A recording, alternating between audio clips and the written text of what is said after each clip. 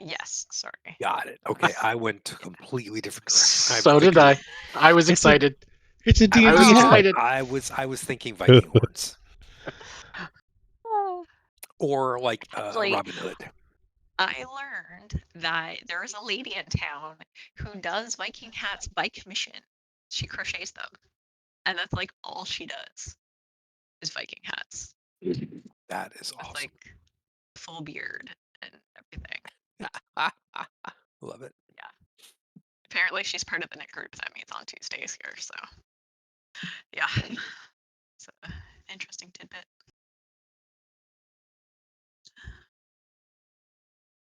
Okay, so we left off last session.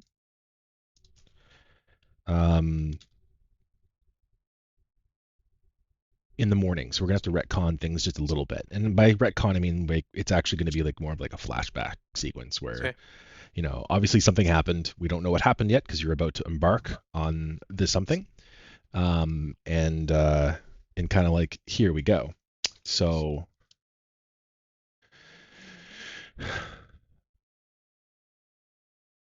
how do you see this happening, Drez? Like, I'm just thinking back here to. Remind me how and where Iris took the book and why she did it. Okay, so if I recall back, it's been like 3 months. I know. It was in the church. We broke into the fucking church, Mm-hmm. and there was no one there. And But it was in pretty good shape. It was in good shape. It was by some clean priest's vestments, but there was no one there. And so, it being a religious text, she took it. That's all I remember. that's basically what happened. That there's four, if you recall, there's four rooms, and Drez would remember this because it just happened that day.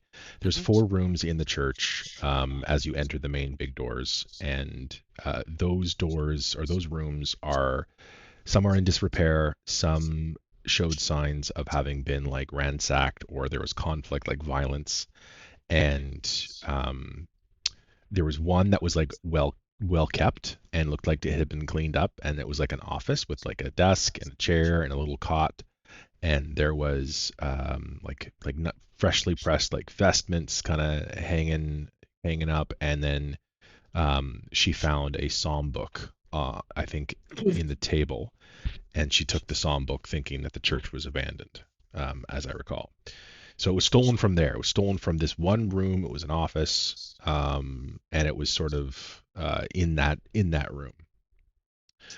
And then you guys left. I think you picked the lock at the main door and then left the same way. And it was during daylight, so it would have been like it would have been either before or after you guys went to Bildrath's Mercantile, if I'm remembering correctly. So it was during daylight. Correct. We didn't want to go at night. Yeah. Do we have an owlbear map of the church? I can't remember. We do, and I have a On the number inside? of Okay. owlbear maps ready to go. So I said an hour and a half, and I'm aiming for an hour and a half. But if it goes Okay. over that, I mean, I have the maps for it, so I'm ready to go. Okay. I would like to say that I would prefer. I'm all for owlbear maps, but I would really like to hear this owlbear rap. I'm working on it. It's going to be like a limited release, and Okay. I got to talk to my publisher first before we start doing any kind of like teasers. But maybe an EP album at some point. I'll let you know. Can I get a link to your Patreon? Absolutely. And if you like what you're hearing, then you can go ahead and hit that subscribe button and like, and maybe that little bell as well if you want notifications. It really helps the channel. It really helps the channel. I'm so glad that we're recording this. This is great. I wanted this to be remembered forever. Okay. Right. So, what time of day is it? It is, well, I wanted to ask you. So, just to go over a sequence of events here, you guys went to bed and it was like late in the evening. So, it would have been between like 9 and 10 o'clock at night. You guys went to sleep. You had your nightmare, your shared dream. You woke up and it was approximately midnight. The Parade of Champions, the March of Champions was ongoing. You saw that, and then it sort of like blanks out. And then it could be you may have gone back to sleep. You may have just waited until the house went quiet and then decided to start stirring. I don't know how Or- you Or Yeah. okay. Or while the parade was going on, I ignored it and used that as a distraction to escape quietly, to leave the house quietly and do my thing. Okay. Do you and Elanil and Mesker, like, do you guys want to just chat about how you guys link up, or do you want that to happen organically? Like, what are you comfortable with? So I think because we are sharing rooms, I think what would happen, and you guys tell me if you agree or disagree, is that anything we're doing, we all kind of know about it. And so while you guys are, Well, Mesker's out in the stable, oh, that's right, he's in the stable. so So it's only Elanil, me and the house that you have to worry right. about. So So I think you would see me prepping to do so something that doesn't look like I'm going to bed. how about I invite you to what I have right now for an owlbear thing, and then you guys will see what the lay of the land looks like, and you can tell me how you want to plug that in. Sure. I have the link copied, and Because we didn't really nail down like who was in what room and who was No. sharing with who. It's just Mesker's in the stable, and Mesker is the in the rest. stable, woken up by a parade of champions, practicing neck scritches, because that can never happen again. Practicing what? I stole the affections of his horse with neck scritches. he's Oh, sounding a okay. little jealous. Okay, placing at least Mesker and Marigold down. You guys are sneaking out all ears. Scritch, scritch, scritch. Scritch, scritch, scritch, scritch. There we go. And we'll just fix this and get that locked into place. There we go. Perfect. Okay. So we're all set up. We have our map here. Are you guys in and can see it? I haven't seen a link. It's in Because it's D&D. D&D. Oh, I It's was in looking D&D. into the chat. Sorry. Sorry.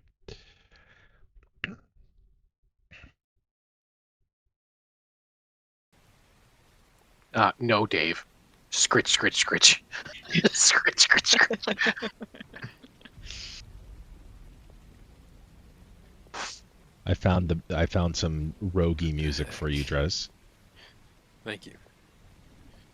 And I guess like Doo, what doo, would be the reason for him to doo. take me with him? Like muscling things in case things go bad, but he's like a sneaky rogue. I mean, you're sneaky too, right? Like you also have that. You have a bunch of abilities that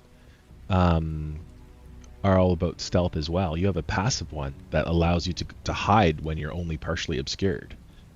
And as a ranger, you have fairly nice dex, and your stealth is +2. It's not fantastic. Yeah, yeah. Oh, well, let me ask you this, Ento. What do you think your character would want to come?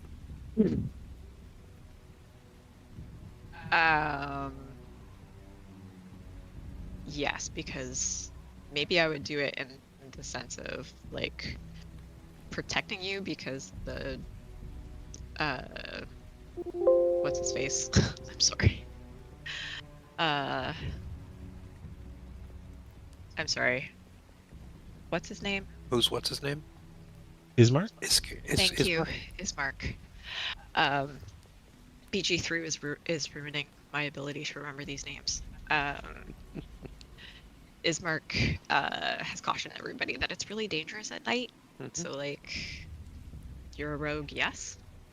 One person is not a wise thing in a dangerous place at night.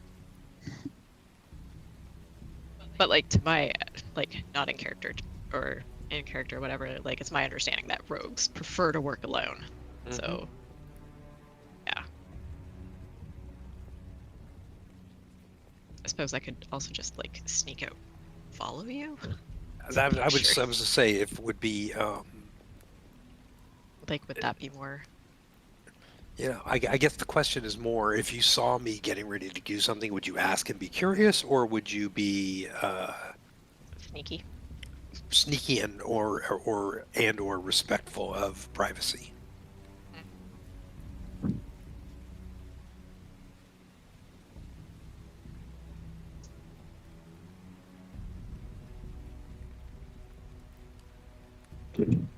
it's really hard to separate myself from my character.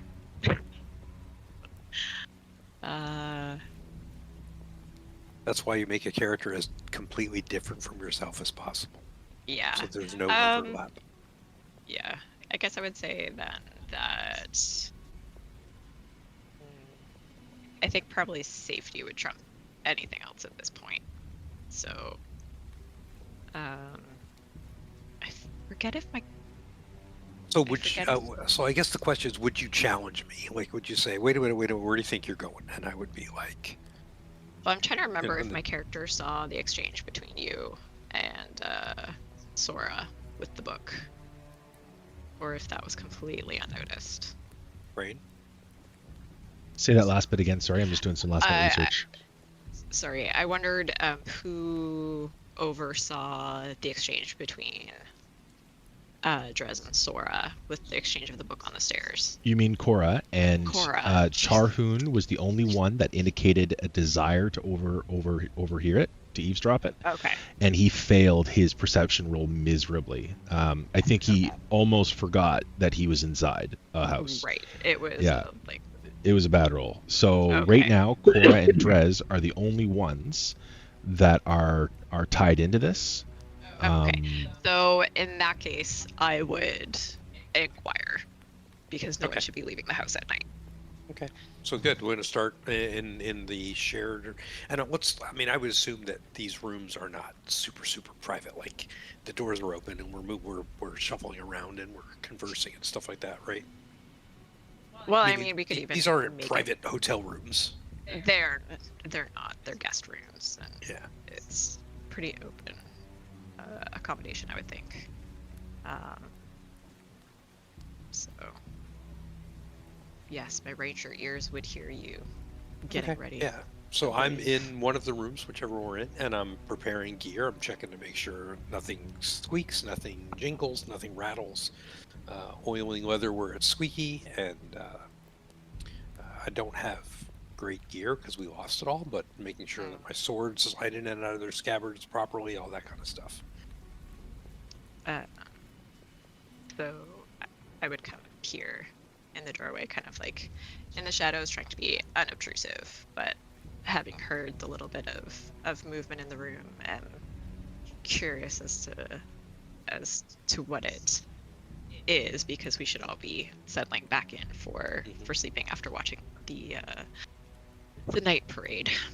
And I'm sorry, what race is Elanil?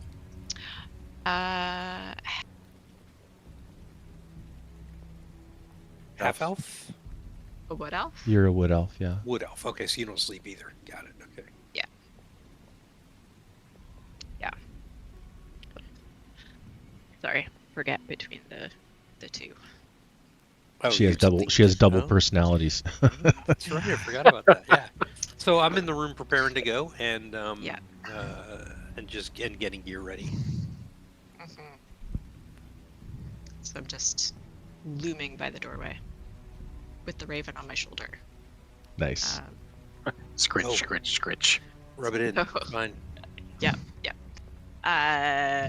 So I don't know whether you hear the creak of a floorboard as I shift my weight, or the rustle of the feathers of the raven on my shoulder. But your attention gets caught, the corner of your eye, like some movement or some sound that you hear outside the door. So without looking up, I say, is there something I can help you with?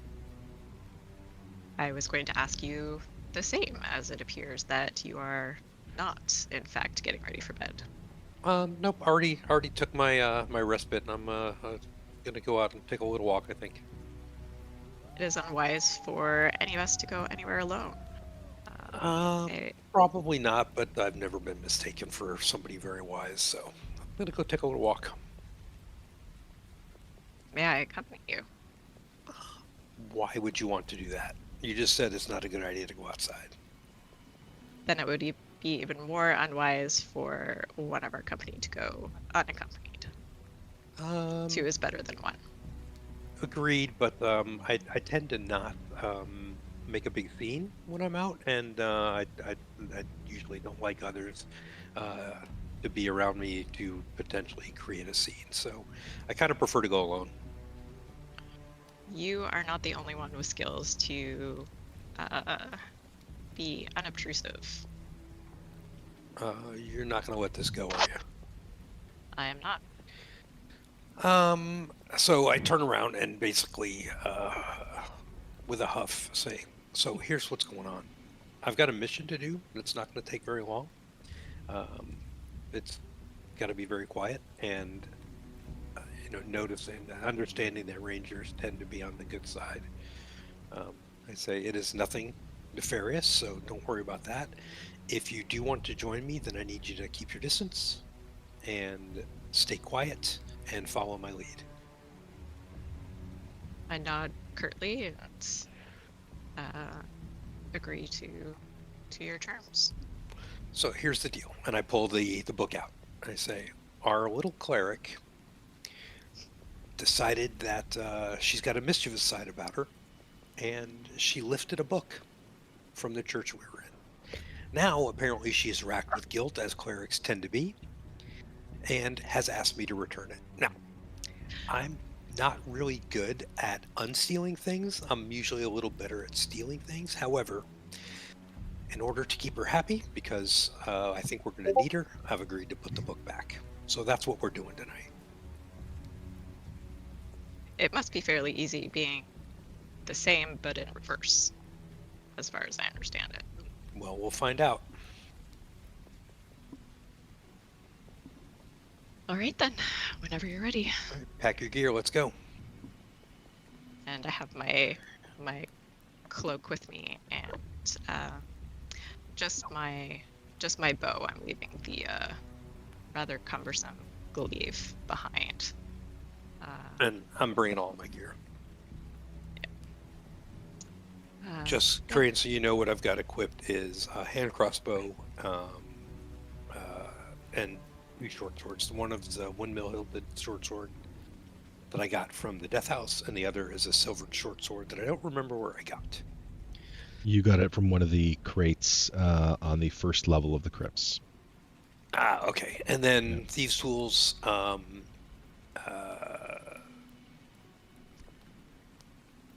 What else do I have? Oh, and then I've just got a pouch that's got some little things in it, like ball bearings, caltrops, stuff like that.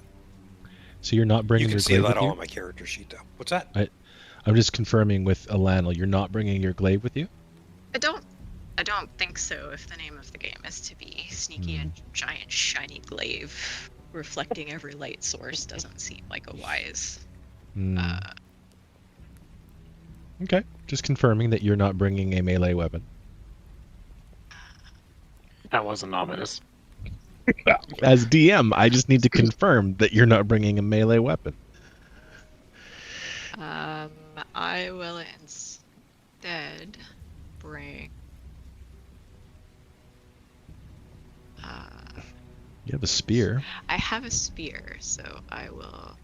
You could wrap it in like linens so it's not shiny. I'll just put a small sack over that. I mean, if I'm gonna do that, then I might as well bring the frickin' glaive. All right. So as she's getting ready, I kind of look over her gear, and I was like, "Do you have anything smaller than that?" Walk softly, carry a big stick. Suit yourself. Like that. All right. I so do I've not put see my a- token, by the way, on Owlbear Radio. Because you guys are still inside, so I haven't put it down yet until you okay, guys got it. tell Thank me. So you have basically, you have 2 entrances. So you could go here. This is the front door. And this goes, and I'm going to retcon some things because I misunderstood the configuration of the Burgomaster's Mansion. I thought the Burgomaster's Mansion, the front door was like this way and then left towards the center square. It's not. It's north to the It's center north. square. It's straight north. Yep. So we're just going to pretend that's what happened. And then back here is the stable, and then there's also a back door here as well. Okay, I've got the Scratch. town map open on my other screen too. So yeah, we would go out the back door because, and as we're moving down, I'm telling Elanil that You know, it looks like we could probably go right down the middle of the street and nobody would say anything about it, but I'm thinking maybe we go behind some of those houses just to make sure that if there's anything we don't want to have any encounters with, that we've got a chance to sneak around them if we have to. How far behind you would you like me to follow? That depends on how quiet you can be. We'll play it by ear, pun intended. Okay. All right. So we exit the house. And You guys, what we're going to your do? your tokens are up. Okay, we're going to head out. Is this a fence here? Yeah, that would be like a gate? stone cobble. Okay. Stone Yeah, cobble. so we're going to head out gate. this way because if I'm looking at the map, there's a row of buildings. They run to the north. We're going to go behind those buildings and work our way kind of to the northwest to get to the church. Okay.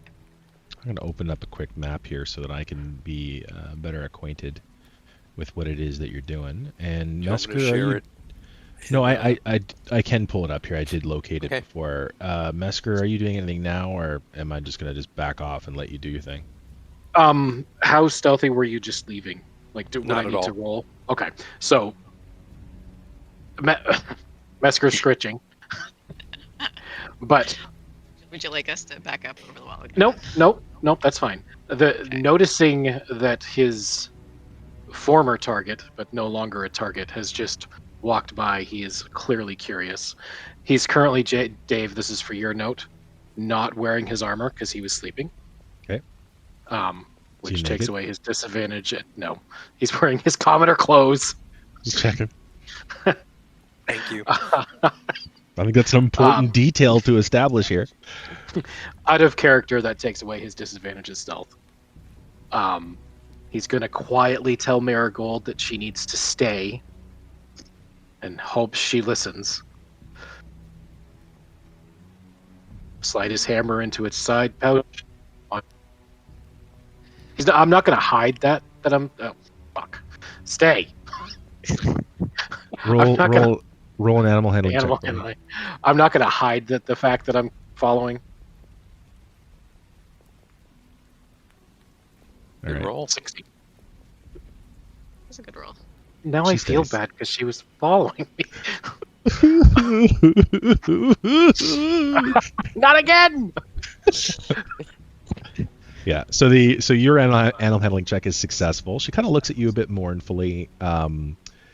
Obviously has developed an attachment to you. Hello there. Her eyes sort of study you for a moment, appraisingly, like maybe even questioning, like, "Are you coming back?" And then after your soft assurances for her to stick behind, the Palomino mare kind of trots back over to the stable and actually lies down, and kind of puts her head down and is looking at you from her position. You're kind of an asshole, just so clear. It's like Maximus entangled. That's how I'm Yes. picturing her now. Yeah, there you go. There you go. Welcome, Monk. One's not recorded by chances. Was that? This one's not recorded by chances. It is recorded. It is. Oh, awesome. Iris will love that. Yeah. She's very jealous. Oh, I wanted to have it for notes and if for review as well, so that people can look at it and enjoy it. Yep. So the Palomino is lying down and kind of looking at you, and her eyes kind of flicker closed a little bit, like she might try to actually sleep. I'll be back. Aw. So we obviously see this fighter coming with us. Like he's I not would- trying yeah, to hide no. from us. He's No, not trying to be no. stealthy, is Yeah. what he said. So Drezek just stops in his tracks and slumps his shoulders. What now? Turns Nice to Mesker. Can we It's a help nice you? night for a walk. it's a miserable night for a walk. I've walked It's a in miserable worse. night for a walk, and both of you should be in bed. Sorry, Dad.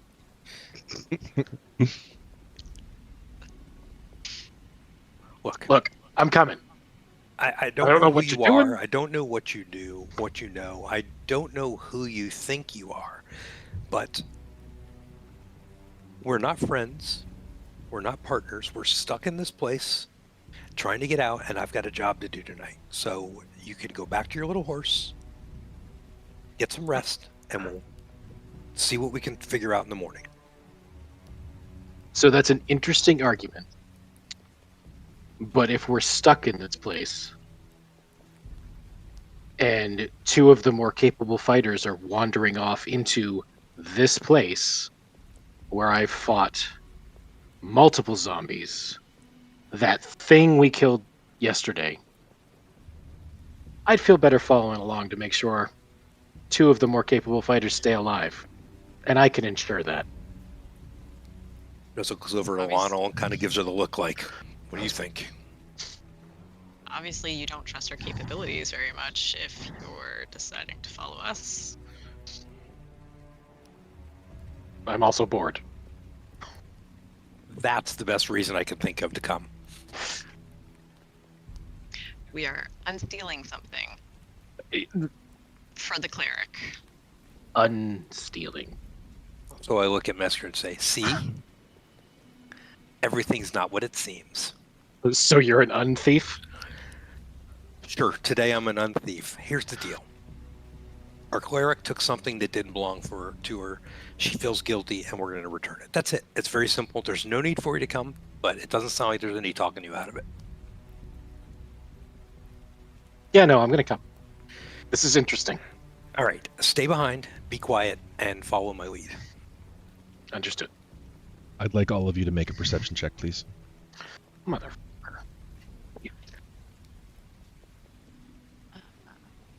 Perception.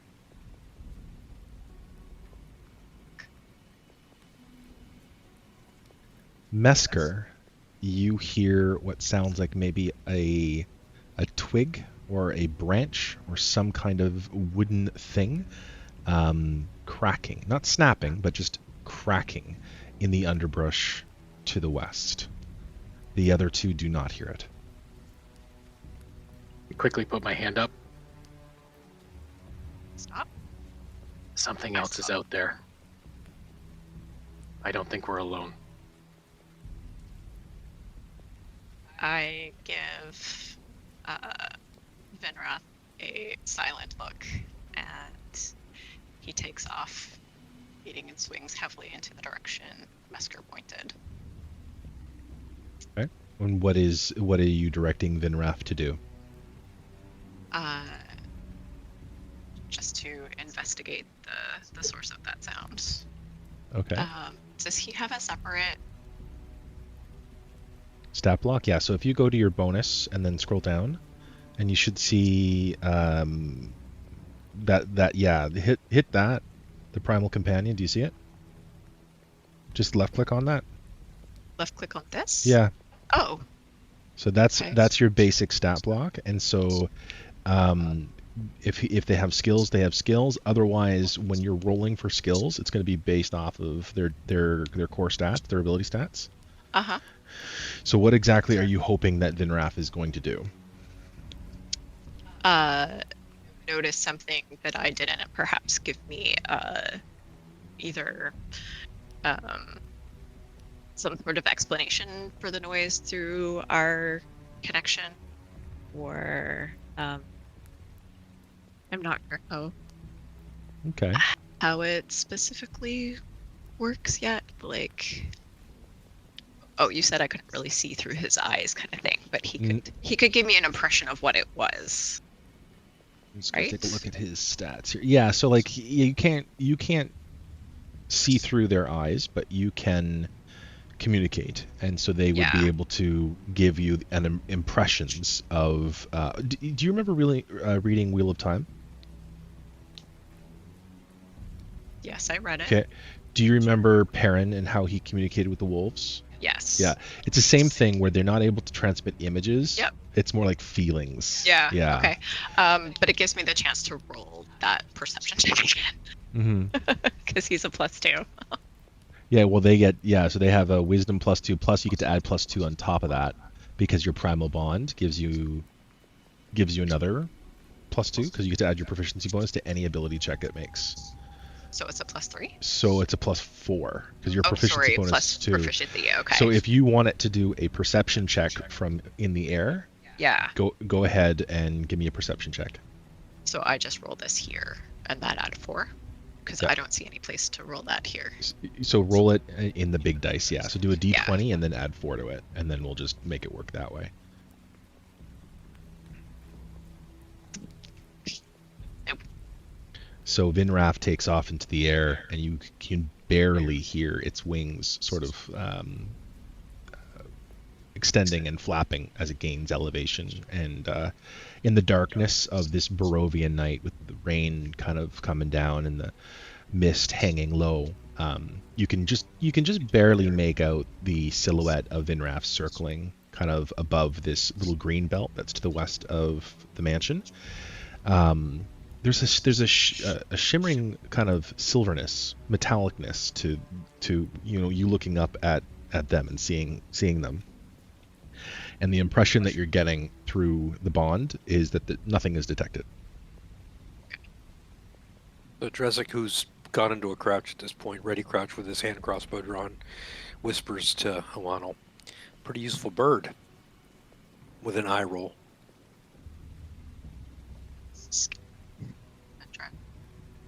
Can I just point out that a couple hours ago that was just a statue?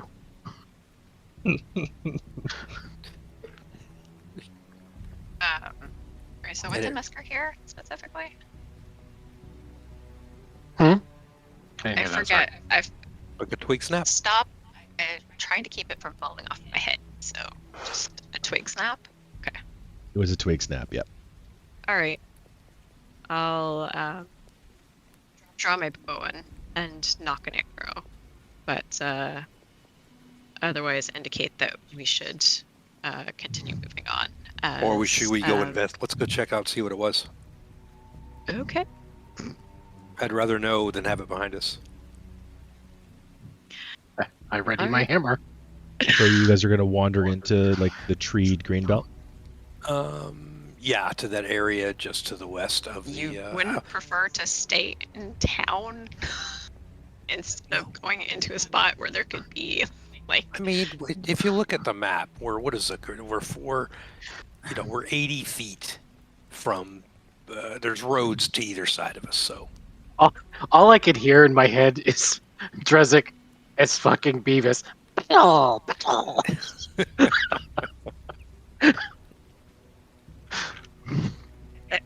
So are you guys going in or are still deliberating? I think, like, if we heard a twig snap, it couldn't have been that far away. I'm thinking within 40 feet, right? Potentially. Yeah. So let's go. Oh If wait, the I rogue can't is use going- dark vision, can I? In Nope. Barovia? There's no dark vision. No dark vision. It's very dark Interesting. tonight. Yeah. Yeah. So I'm going to slowly start moving towards the twig snap and using stealth. Okay. Although we've probably already been spotted if something's out there making noise, but I'll try it anyway. give me a stealth. And are you going alone or is everyone going together as a group? Well, I'm moving. I'd On. assume these guys are following. I would follow. I'm letting him go ahead a little bit and remain in Oh, the shadow Jesus of the Christ! Here we go again. wall. Oh my god. This is going to be So a he fun was- mission. I roam. I've so just so decided you know, that he was going to say group Dave- stealth check. Dave, just so you know, I roll ones at about 8 times the rate of any other number on the die. So I can tell you that as you advance into the green belts, so are you going with him in stealthing as well, or Oh. separate? Sorry, no. I'm staying by the wall with my arrow. Dear God. Then Okay. Mesker disappears right in front of you. Fades Ridiculous. into the mist, never to be seen again. So I'm envisioning if you're all doing separate stealth checks, because obviously if someone gets a really low roll and you're standing right next to them, it kind of defeats the purpose of having a high roll. Yep. So I'm envisioning you three sort of maybe fanning out. Maybe you're 10 to 15 feet away from each other, still close but not stacked. Yeah, we can And see if- each other and we can motion to Yep. each other.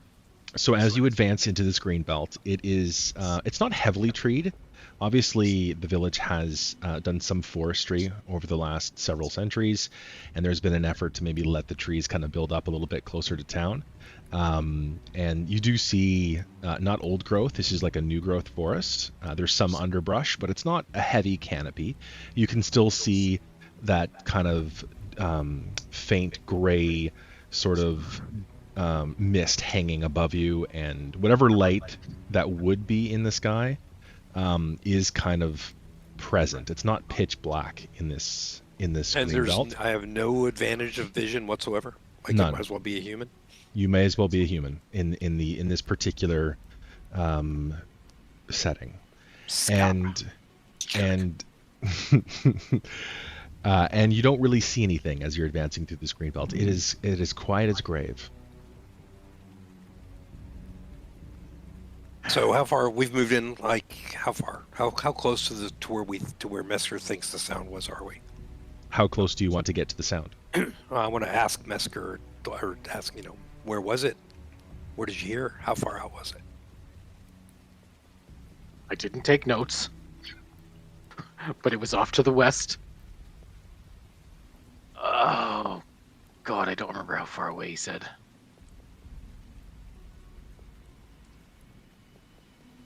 I'm going to say Bad.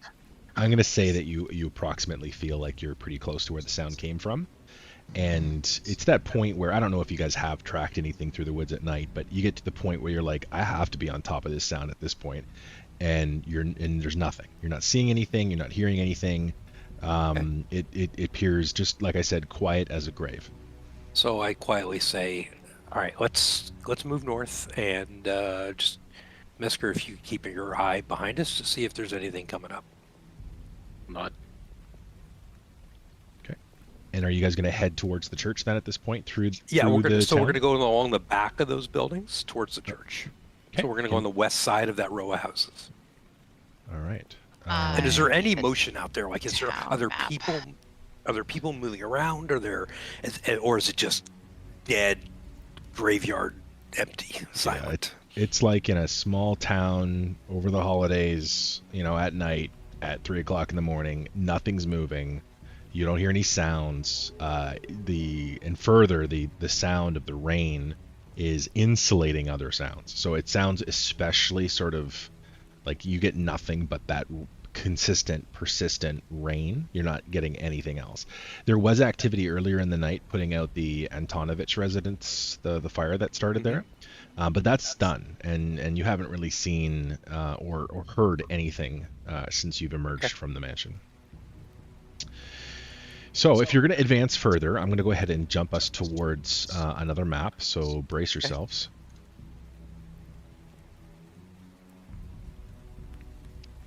So are you guys here? Can you see? Yeah, so Yes, we've you advanced basically behind the buildings, in and out, kind of Yes. to get to the church. Would you be advancing from over here? Yeah. So Okay. let me go back to my map. Yeah, so if you look, the road to the north kind of curves to I'd say that's northwest. Yeah. Monk We could probably kinda would see not this too, walk right? down that main road. We'd probably kind of skirt between the buildings. He could. And he with the could rain, we join can us, move yeah. pretty quietly. Actually, you know what I can do is I can do this. 1 second here, guys. I can do this for Monk. Is he not on Owlbear Radio?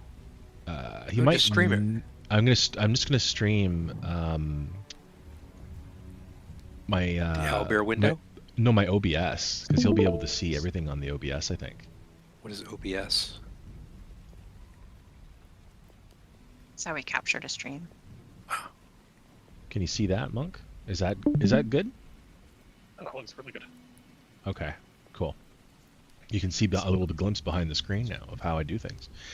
Okay, so I'm looking at the map of the village of Barovia here. I have that currently up on the stream.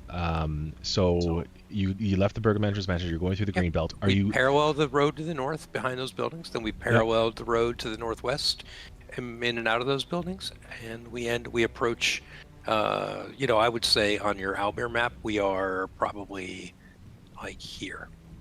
Okay, perfect. Okay, so I'll go ahead and put your tokens Hento down. and Dave, if you guys, jump in if you disagree. No, I agree. You're the leader. Following and make sure you get home in one piece. So Okay, you guys are placed. thank you. Oh, it's so tiny. And you have to zoom right in. It's a big map. Yeah, it is a big map. Don't eat the mushrooms. And I was if I gonna say, recall, are the those front blowy door is open, mushrooms? unlocked.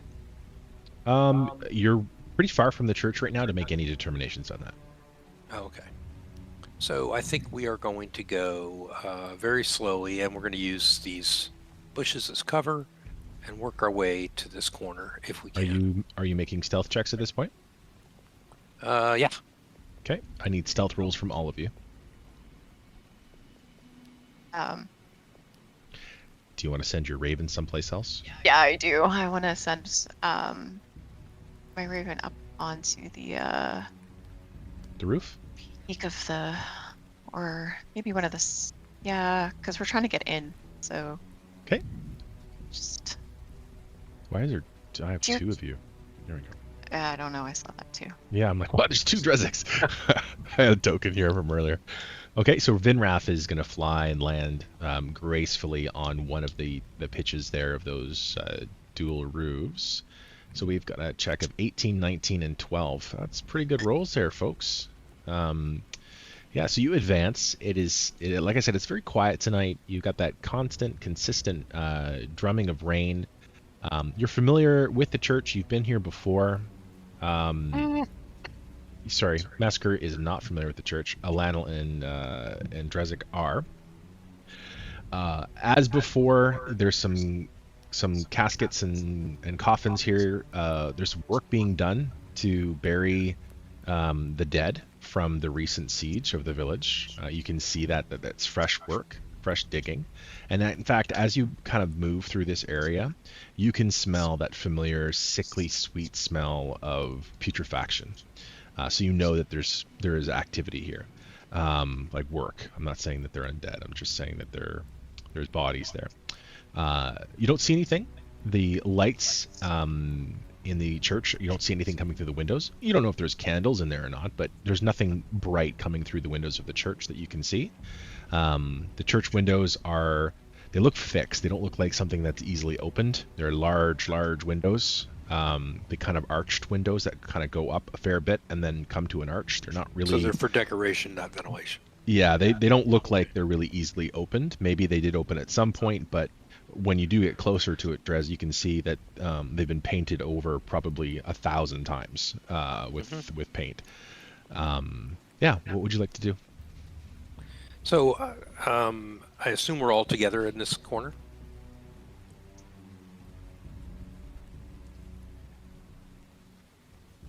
So I'm going to whisper to Mesker that we've been in here before, obviously, and it should be just a simple matter of going inside, putting the book back where it was, and then leaving. There was one room that looks like it was occupied by somebody who, by an acolyte or somebody from the church, and that's where she took it. So we'll just go in, replace it, and get out, no problem. Mesker will again nod. And so at this point, I'm going to take a really close look around to see if there's anything that we don't want out there. Is there anything moving? Any indication of anything having moved? Anything that looks different from when we were there last time? The door is closed. The big oaken doors are closed. There doesn't appear to be anything out of place from when you were here last, other than the fact that it's now dark. And so details seem fuzzier, right? In the low light, colors kind of blend together. But other than that, you're not really noticing anything out of place. All right, so I'm going to move around to the doors are right here, correct? Or is it here? They're like a big double doors, like right here. Double doors. So yeah, move to the corner and I'm checking to see if the doors have been opened recently and if they're locked or not. So they have big rings on the doors that you would pull open, and there seems to be a large keyhole there. Are you going to pull on those rings to see if it opens? Yep, as slowly and quietly as I can. It doesn't move.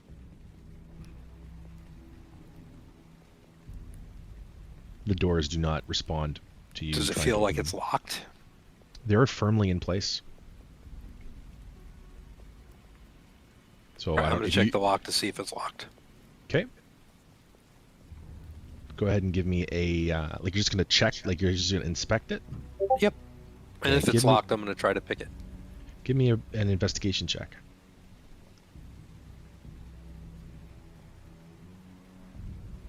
Yeah, the door's locked. Okay, I'm going to pick it. Okay. But actually, first thing I'm going to do is I'm going to motion for Mesker and Elanil to just kind of get into an overwatch position in case whatever's inside doesn't want us to be inside. What does that overwatch position look like? I don't know. He's the fighter. He can tell me. Well, we don't want to be standing in front of the door in case somebody's just standing there waiting, which probably is maybe the on either case. side. Yeah. So Okay. like here-ish to the side of you, and then I'm Elanil. looking out to cover the road. Okay. And Okay. So I'm going to Okay. pick the lock. Oh yeah. So the lock snicks, and you hear a satisfying click as all those little tumblers fall into place. It's not an easy lock, but it's also not overly complicated. It's something that you've picked before and have no difficulty with it tonight. All right. So I just tell Mesker, who's right behind me or to my side, to say, I'm just going to slide the door open as quiet as I can. You ready? Ready. All right. So I don't know how big these doors are and how quietly they can be opened, but kind of crack it open to try to peek inside. The doors don't open. And they're a push, like you push to open them and they don't open. Ah, okay. Do they not open because they're really, really heavy, or they're not open because they don't even budge, like they don't wiggle or anything like that? It almost feels like they're braced up against something. Huh. All right, so we're not going in that way. Let's look around for another entrance. there was a side entrance, wasn't there? Didn't we come out the back, the north side? Oh, We came in the front, and then we ended up going out into the graveyard, if I recall. Yeah, there's no rear entrance. Oh. But you can certainly inspect if you'd like. Yeah, so I'm going to start working clockwise around to see if there's another entrance. Okay. Do you hear? So again, you see these two windows here, and by peeking in the windows, you can see what appears to be the main chapel of the church. And go ahead and have Vinrath roll a perception check for me, please. Just I saw that you moved him from pitch to pitch. 14. 14. So Vinrath does notice that there are some holes in the roof. Okay, so he croaks to bring my attention to it, and I ask him to just dip inside and see what he can see. So you want him to go inside So I the would like him chapel? to go inside the chapel. Sure. So the chapel looks to be, I mean, he can't really communicate what it looks like, but what he's telling you is that there's nobody inside the chapel. That there's no creatures inside the chapel. Okay. I'm going to send him an image of the door not opening, so that he can investigate the door. Okay. So he's inside. He gives you, there's a few minutes that kind of pass by, and is he doing any stealth checks or anything like that while he's in there? Like, are you trying to keep quiet? Nothing He's always obvious trying to about a keep silver quiet. He's raven. Raven. Yeah, but in terms of noises, though, right? Is he trying to stay quiet? Yes, he's Okay. waiting very silently through the church. Okay, give me a stealth check. What is his stealth? Sorry, stealth is dex. Dexterity. Dex is +3, so +5. 18. 18? Okay, no problem. Like a ghost as it glides in over towards the door is. And it takes you a few minutes because the bond is kind of new and novel, and you're trying to, I guess, kind of feel each other out on how you're communicating. But Vinraf is able to kind of pass on that there's something across the door. Like it's It's barred. It's a thing that there's something kind of across this door. Is what he's able to sort of intimate to you. Okay. You see, like, you get the feeling of like a T, like you see a T in your brain kind of pop in, like the letter T. Okay. So I'm gonna move. So I'm going to whistle lowly at the others and to get their attention and move back around to the front of the door. Is there a gap if I'm looking at the door? Is there a gap in the door wide enough to fit a blade through between the two doors? It's very thin. It would be a very thin gap, and the doors are very thick. So, tell me what it is that you want to do. Well, I was going to either try to fit the blade of my glaive through the gap in the door to lift the obstruction off, or get Drez to use one of his swords to do the same. Okay. So I'm asking Elanil, what's going on? What are you doing? It's barred from the inside, the whisper. How do you know that? Vinrath's inside. There were holes in the Look over at roof. Mesker and go, that's a really useful bird. Seems so. Seems so. Seems so. How did he get in? One of the slates on the roof is missing. Can we fit through there?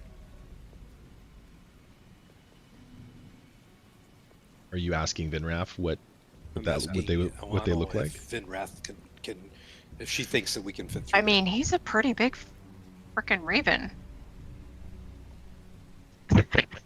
Crane is nodding. You can't see it, but Crane is nodding. Yeah. But still, let's try it. The door. So if your blade can fit through the door, he says there's something bracing the door. I'm just worried about how much noise it would make if we knocked down a door brace. I'm just thinking of what that sounds like. Oh, okay. All right. We can That's coming from a guy who plays rogues. Because I'm already doing the math in my head. Let's see. It's made of oak. It's probably 40 to 50 pounds. Yeah, it's a stone floor. It's a chapel, so it's really good acoustics for singing. All right. Okay, so I'm gonna send the image of the hole in the roof back to Wrath, so he can pop out on the roof again for us. Let's try the roof. Can you guys climb? I turn to Drez and say, "You brought rope, right?" Of course. Okay. So we can try to climb up, or can create a loop and see if Wrath will fly the rope up to the spire to help us up, or there are options. I check out the walls of this chapel to see if there's any obvious handholds. I mean, I assume it's a pretty rustic chapel, so it's not super smooth marble walls. Yeah, that's correct. It's not like a contemporary building, that's picture perfect.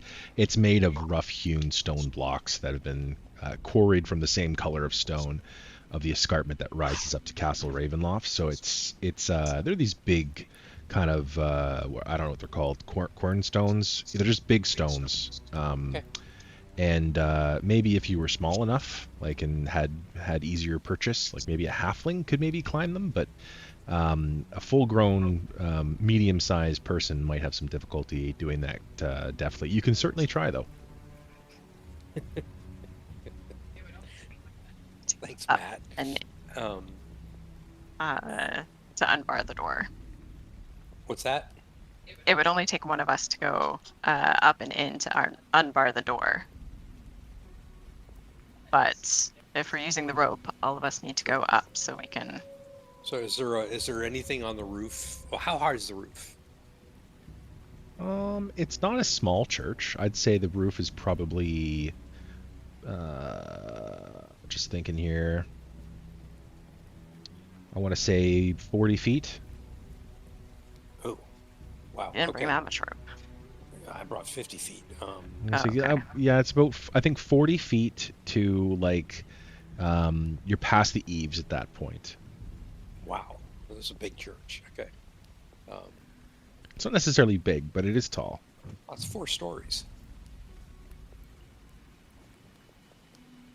It's pitched roofs. So does it look like? Is there anything that looks like we could get purchased with rope up there? So there's, there's lots of shingles up there, and they're kind of not, they're misshapen. They're not all perfectly aligned. But around the church, you notice that there's some architectural features. There are statues here that look to be That's what we're looking for. maybe they were gargoyles at one point or some kind of Gothic feature. But time, rain, weather, age has worn them down into like featureless masses of stone. But they're still craggy sort of protrusions that could have been a limb or could have been a horn or could have been some kind of feature of what these things are that you might be able to get a rope around. So is it feasible to try to lasso one of those statues with the end of the rope? It's only a Sure. 50-foot rope, so not a lot of room for error. You can Like, I certainly can't try. make it really lasso. All right, I'll give it a shot. And while I'm getting the rope ready to go, I ask Elanil, do you think your bird could bring the rope up there if we can't throw it up there? All we can do is ask. All right, I'll give it a shot. Try to throw the rope up there.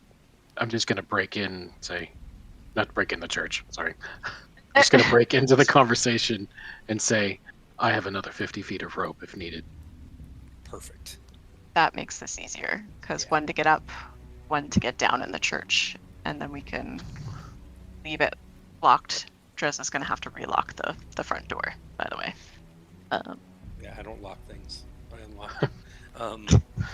All right, so I don't know what Stop that the door. DC on this would be or what the check is, but I'll try to lasso one of the whatever looks like it would be something that would hold our weight. Yeah, what check is it going to be to throw a rope? I want you to give me a sleight of hand check.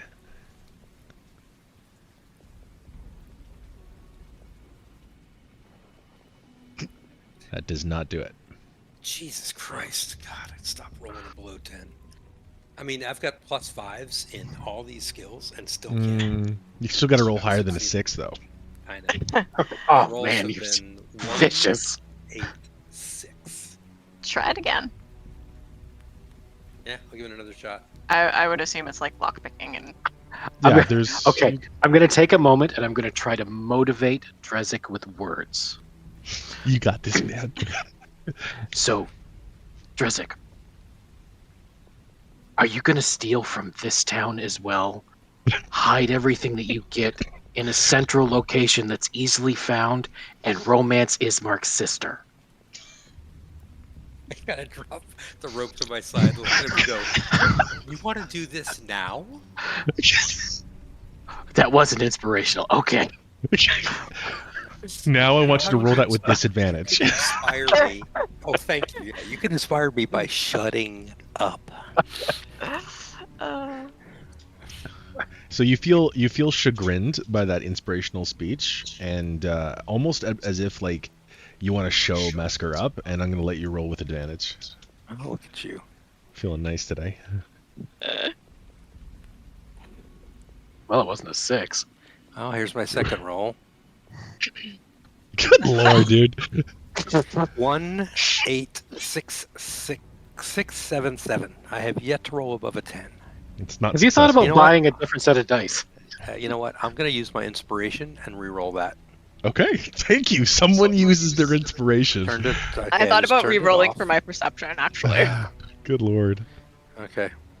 What am I doing? Sleight of hand? Which Yep. I have Yep. my biggest advantage on? Yeah, okay, Yep. let's see. There it is. Yeah. There Effective we go. use of inspiration. I It took love 4 it. rolls, but I got Yeah. it. Yeah, so you can see it kind of just glide up there and then hang in the air for a minute as it kind of reaches the end of its arc and then drop almost perfectly on the creature's head, and the knot that you've created. I don't know if it's a bowline or whatever, but it snugs up real nice and tight, and it looks perfect. It's a great toss. Good. So I look at Mesker and say, who's obviously the biggest of all of us. I said, why don't you give it a pull and see if it's going to hold? I will give it a pull. How much of a roll anything pull? on that there? How much of a pull are you giving? Like, do you want to do a strength check or what? I don't want to pull a statue down on top of us. Yeah. Okay. Please don't. I would do like any rock climbing movie you've seen, pull the rope to make sure it's sturdy. Okay. Yeah, Tom it seems Cruise sturdy. style. Maybe you put some of your weight into it too. Like maybe you lift your toes off the ground a little bit to see if it will hold like weight. And the statue doesn't move. With the teensiest and tiniest of smirks, I will hand Drezek the other 50 feet of rope.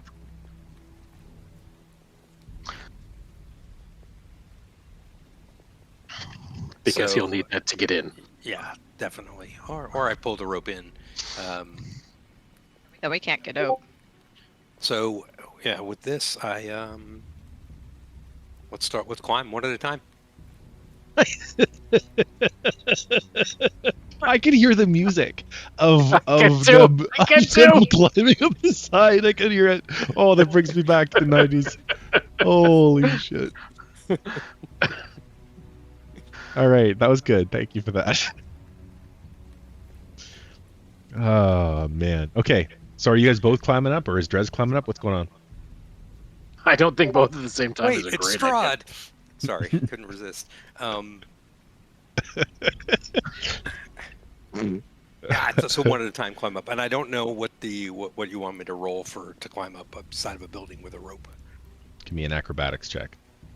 Oh wow! I mean, okay. Oh, I've got a pretty high acrobatic skill too. But let's roll a 4. Yeah.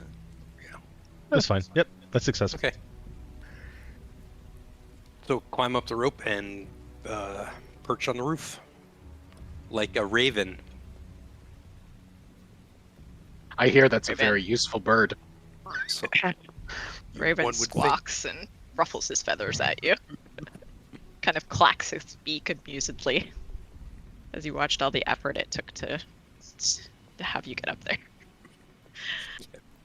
All right, I guess I'm next. You said acrobatics, Dave? Yes. Yep. While he's Yep. doing that, I got to take a real quick AFK. I'll be right back. Yeah. Yeah. Sorry. Okay. That is successful. Watch the wood elf fail.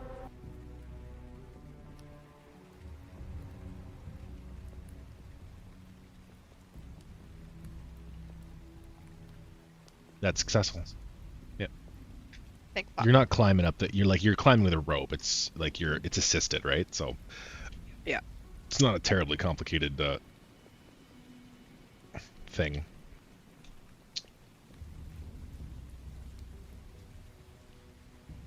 Oh, it's fun, guys. I love D&D so much. I don't know. I've been really enjoying this, and so being able to do like a little solo adventure here, like a little side quest, that's really satisfying. Do you think Marigold's thinking about me? I wonder where Mesker is right now. I wonder if he's happy. I wonder if he's happy with the new life he's chosen without me. I'll probably never see him again.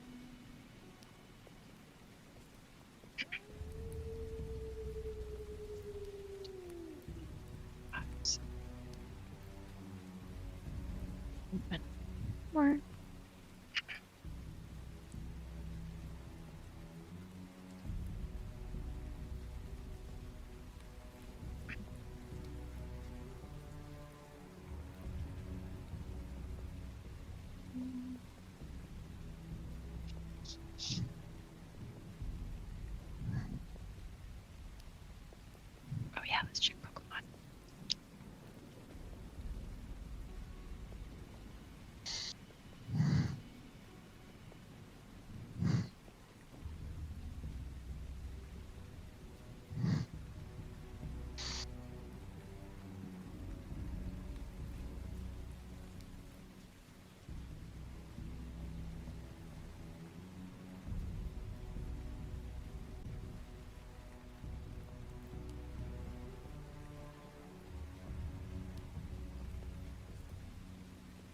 I love the rain sounds. Me too. It's very nice.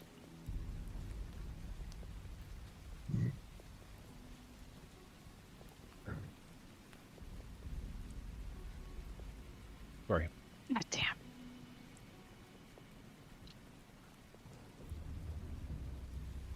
Aw. That's a nice message. Isn't that nice? Yeah. That's Send that to fucking Mike. what makes it worth it, right there. Yeah.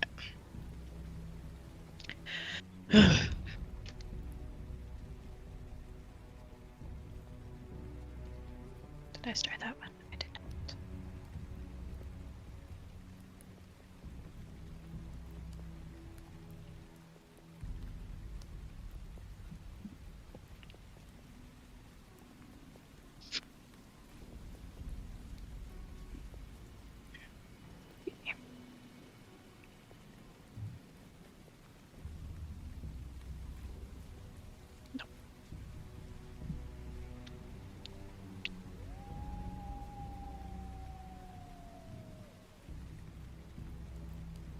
I'm really enjoying this music.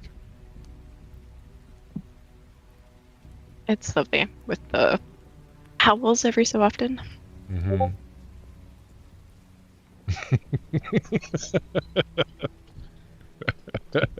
Yeah, you hear what sounds like maybe wolves feeding on a fresh kill to the south.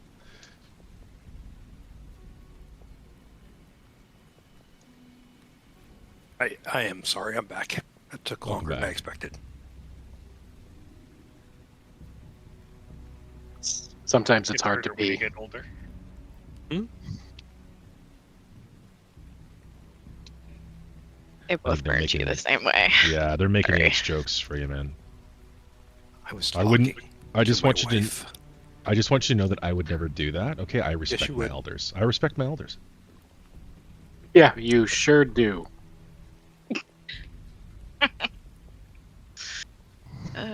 And kiss my ass. Okay, good. I'm sorry. Is Angela's Mesker just on the grabbing. roof? Nope. No, Good. you're good. Yep. We're all on the roof. We made it. We Yes. survived. Yeah, So we look we around should and all Oops, be sorry, on the go ahead. roof over next to my raven because the hole is over here. Hole is right here, and it's So about. retrieve the rope. No, don't retrieve the rope. Yeah. Use Meskers. What if we need them both? For what? We need To to tie drop up it. to tie up the priest, obviously. And you Exactly don't where I was leave going. you don't leave a rope dangling on the side of a building that shows everybody. Okay, that somebody okay, just good climbed point. up We it. just we just can't take down the one we're using to get dropped down into the church. No, That's all I'm saying. we'll retie it when it's Okay, time to leave. okay. All right. Obviously, I am not the professional thief here. No comment. I was gonna say, any I don't comments know, from but- Mesker? Drezek would know not to leave a rope dangling in front of a building. That's how you get caught, like in Bryn Shander. Mesker remains ironically quiet. Now I've got the DM trolling me. Okay. Sorry, I can't help it. I'll try to remain objective. Are you guys going in then? What are you doing with the rope? Are you pulling it up? Are you untying it? What are you doing? Untying it from the thing and recoiling it. Okay. So looking around, like, what's the hole that the Raven used? Is it big enough for us to pass through? What are we thinking? Yeah, it's big enough it's just big enough for like a human to pass through. It's I'd say maybe 3 feet by 2 feet. Like you can get through. Okay, and so there's something near. Assuming there's another statue or a spire or something to tie a rope off to near it. Vinroth is currently perched on one over here. There we go. So we'll tie a rope to there, and actually, let's first look down into the hole and see if we can see anything. Let me make sure I'm giving you good advice here as I pull up some maps. Death awaits us. I don't So trust you- him. Yeah, give me a second here. Yeah, hang on. I got to take headphones off for a second.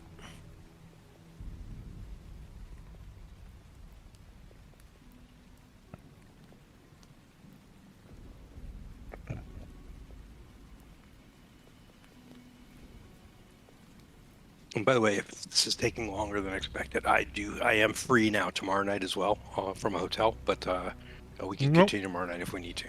I'm having I'm a good. I fucking don't know good time. about you I'm guys. having a good time. Dave called Okay. in. Okay. Was that love? I And said Joe, I are you don't do good? anything. Are Yeah, you she knitting? doesn't. She's knitting right now. She's making another D&D hat, probably. Yeah, so we're good. So as you peek inside, you see what looks to be the interior of the church. Drez, you recognize this church. It is still in pretty rough shape, although it looks like maybe some of the destruction has been piled in neater piles, like as if there has been some attempt at keeping Today? up with... So in between the time that we came in and today and now, it's been tended to? Not tended to. It looks like it's in progress, that there is some effort being made to try to get things sort of back to rights. It hasn't been removed from the chapel, but they've been piled into neater piles. Still looks pretty chaotic in there, and there's sign of conflict. However, it looks cozy because there are candelabras and candles that have been lit.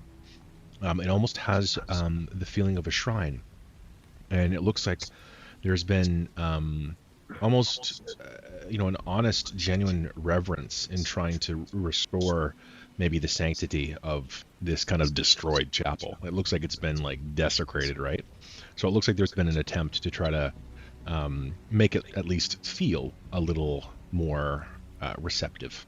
Well, there's clear signs that somebody's inside, based Correct. on what we saw when we were there the first time when it was empty. There's probably, if you were to count, there's enough candles in there. There's probably a good 30 candles that are lit in there. All right. It was going to be a little harder than I thought. I figured it'd be empty. So I look to my party members and say, so it was empty when we were here earlier, and the book was stolen. Now it looks like it's not only occupied, but fully occupied. I suggest you guys wait here on the roof while I go in.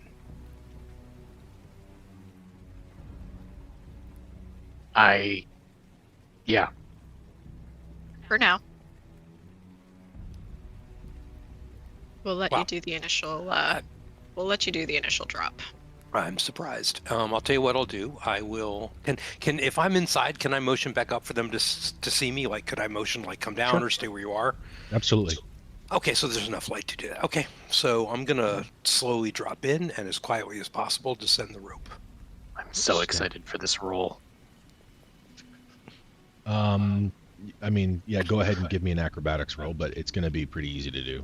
You're going hand over hand down. Yeah, Kevin could do this. Snap. Ah! Yeah, Wow. that's a success, believe it or not. Okay. So give me a second here. Stand by. Brace for impact. Do you want me to gift you some dice? Can I change my dice? Got Hang on, I'm gonna fancy change. dice. Hang on, I'm gonna change my dice. No, don't change. It's halfway through. Where's Can't my be. dice? Where's my dice? I'm gonna go with the Baldur's Gate set.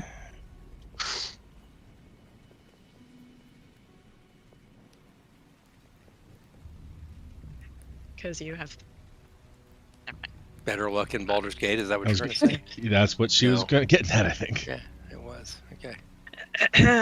There we No. Yes. Okay, now I have, what in the hell is that? Oh, that's right, you've got an owlbear on the inside of the church. I forgot about that. I'm going to give you a little bit more range because that's not really... Now, I don't remember where the room we took the book was.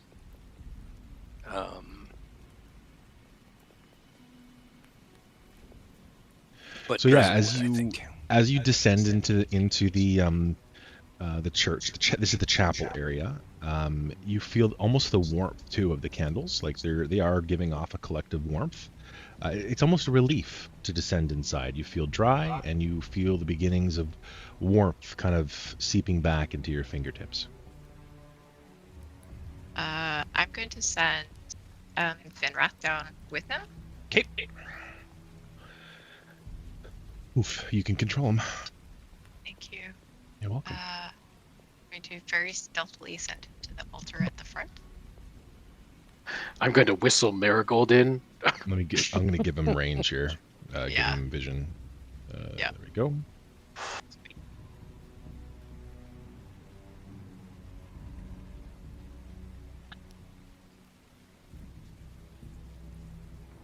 Really? That's all the Sorry. range my Raven gets? Do you want a Well, little the bit more? problem is I can see it too, and I wouldn't. I'm gonna say that you do have a limited range because you're getting impressions.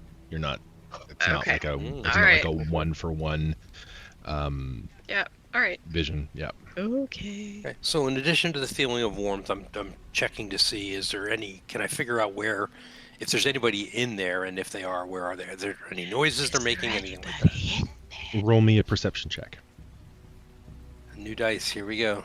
Oh boy! Oh boy! Oh boy! How about that shit? Oh! Yeah. So you don't hear anything overt, but you take a few moments to just wait, and as you do, you take in the new sounds sort of this place.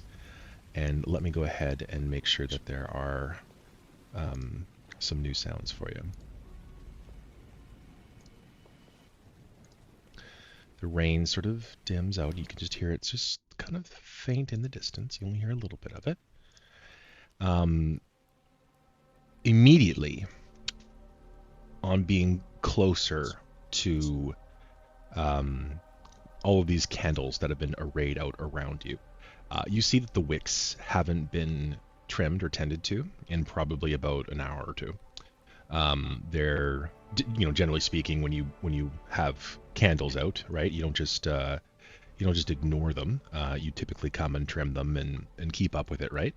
And that hasn't happened in a little while, so it kind of makes you maybe wonder if somebody has not been in this chapel for a couple of hours. What that might suggest to you is something you can infer, but it appears as though nobody has been within this chapel for the So the nobody's last couple of scuttling, shuffling around like No. minute by minute. Okay.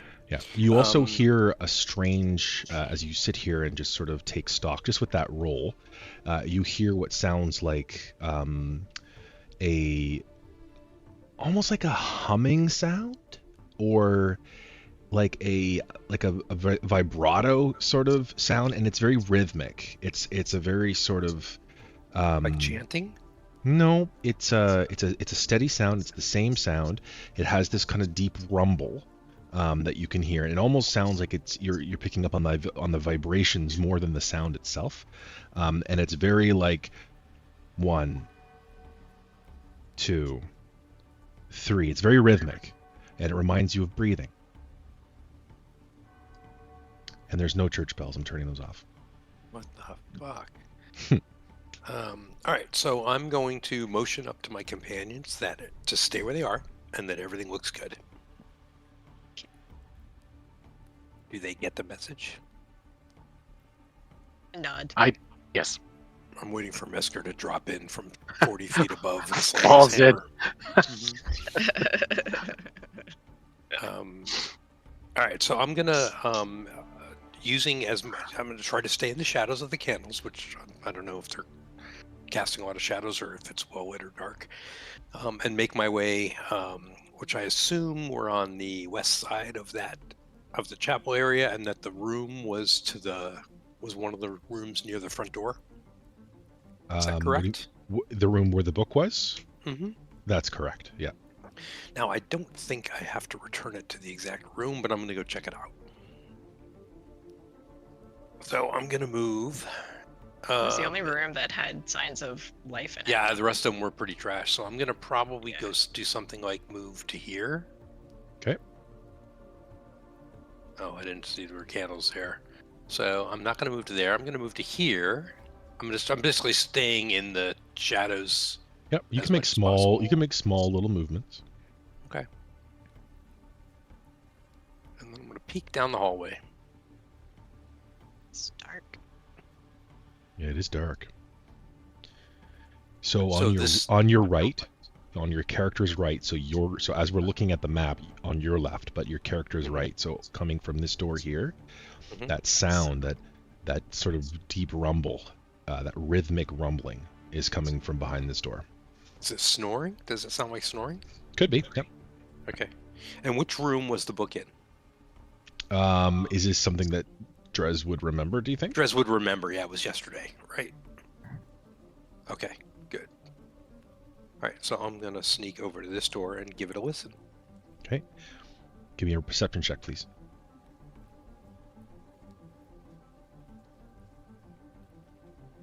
Back to my sixes. All you hear is the rhythmic sound, that rumble from behind you back here.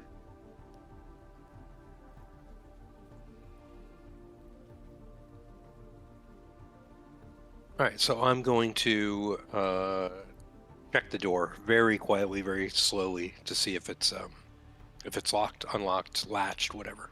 There's no keyhole on the door. It's just got a simple cast iron latch that you lift up and then push the door in order to get in. Is there any light coming from inside the room? It's dark. All right. So I will sneak in.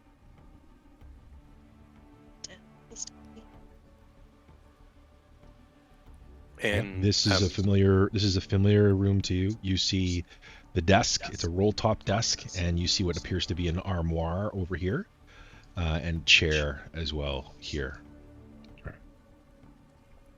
Do I remember where the book was placed and exactly how? I don't remember. I'd have to look at my notes, but it was likely or not. Yeah, it was likely in the armoire or it was on the desk. I honestly can't remember. But would Drezek?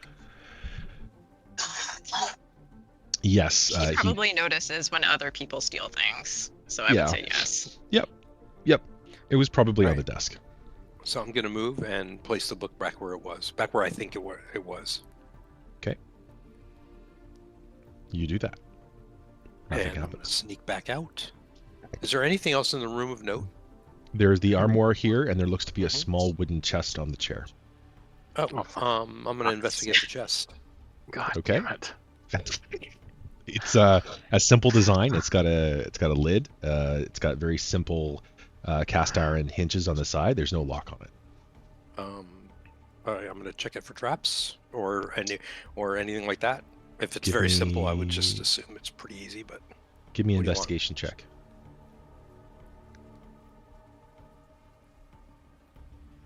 You don't detect any mechanisms. You don't see any tripwires. You don't see any false bottoms or anything like that you can make out with that roll.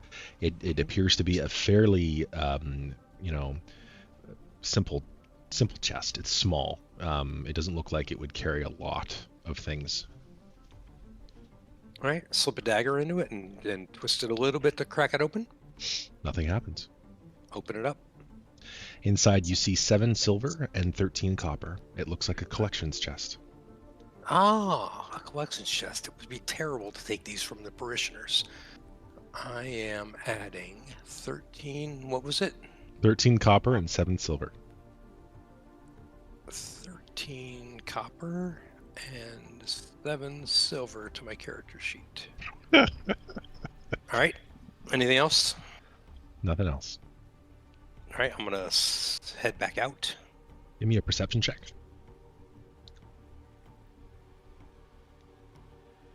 Can my raven do it? Oh, Jesus Christ. There's my one. Your raven can also do a perception check. Yep. You hear nothing. You actually, for some reason, that rhythmic snoring has stopped. That's an 18. That's an 18. So Vinraf hears with its sharp hearing what sounds like sobbing. Very quiet sobbing coming from somewhere within this building. Sadness. Vinraf is projecting sadness to Elanil. Audible sadness. And I don't sense any of this, so I'm going to move back to the rope. And I assume I don't hear anything along the way? Nope. And I motion up to my companions that we're good. Okay. Because I don't know what Elanil sensed from the bird, right? And right now, she's not saying much of anything. I don't feel the need to. I just beckon both Binrath and Drez to come back to the roof. All right, I'll climb back up.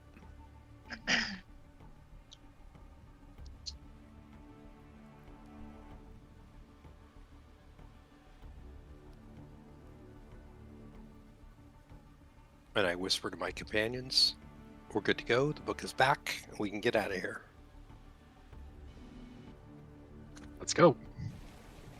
So I assume we would head back to where we came up, I mean, since that was a pretty good... Yeah, we need to pull the rope back up from Oh, yeah. the inside of the church. Yep. And then drop the rope to get down off the side. Yep, so we do all that tricky rope work and climb down.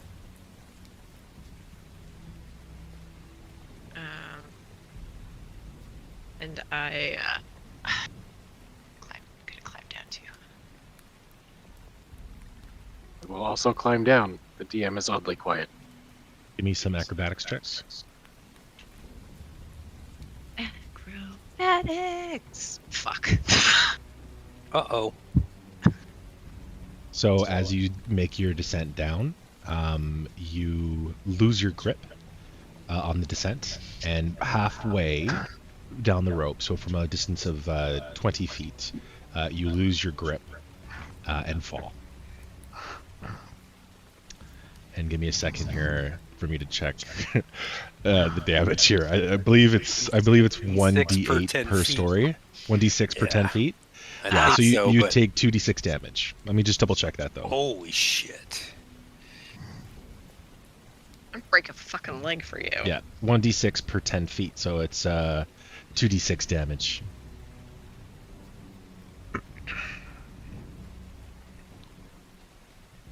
Where did you find that? How did you find that so fast? Oh, you're looking at the DM's guide, aren't you? 10 damage. Wow, that hurts. Holy shit!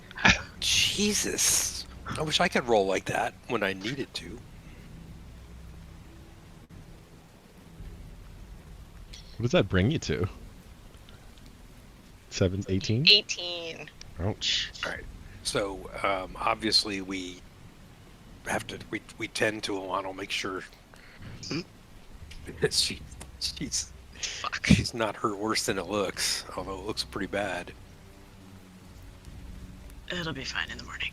Get some abrasions, maybe a really bad bruise from where you hit, but no broken bones and no conditions as a result of that. Ask her if she can Luckily, walk back or if she needs help. Fine. There's no visible bruising. Just mostly my pride and my ass. So how are you gonna get the rope down from the roof? Then we got it up. You double the rope. You go down on 2 lines and just pull the other one. It comes loose, just like a rock climber does. Marty pants beef. Talk right there. Do we need to lock the front door again before we leave? We probably should. So I'll move back to the front door. Okay. And lock it. Give me a sleight of hand. Or thieves' tools. Yep, these tools. Holy. Yeah, That lock will that's... never be opened again. He locks it forever. It is sealed. The way is shut. Yeah. It's almost like it's one of those rare moments where you place your thieves tool like inside the keyhole, and like just placing it in, it's done. It's done. Like All half a falls into second, place. it's done. It's really satisfying. You have a real profound feeling of professional satisfaction. So look to Mesker and give him a very exaggerated, flourishing bow. Say, that is what reverse thieving looks like. I'm impressed.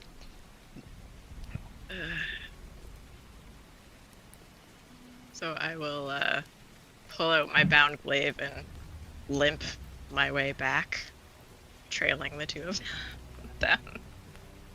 Yeah, so I think we come back the way we came since it was fairly safe. Besides that rustle in the bushes, yes. So you guys are going to be heading back around the green belt, making your way back. Yeah. Making your way back to the mansion.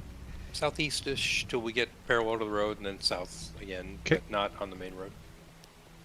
And how are you proceeding? I'd like to know kind of what you're doing on the way. Are you walking casually or are you stealthing? Oh no, we're being very cautious. Okay. We're whistling I mean- the song to Andy Griffith.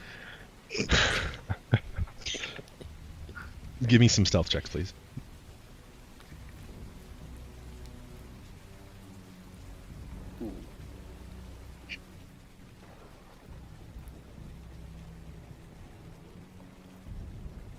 I mean, these new dice are still net positive for you, Drows. Yeah, these new dice are rocking it.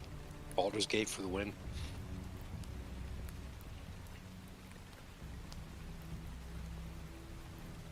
So I'm just gonna go slightly out of character for just a second and say, where the fuck is my horse?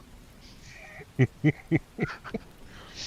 The only thing that could make more noise than you at this point is your horse.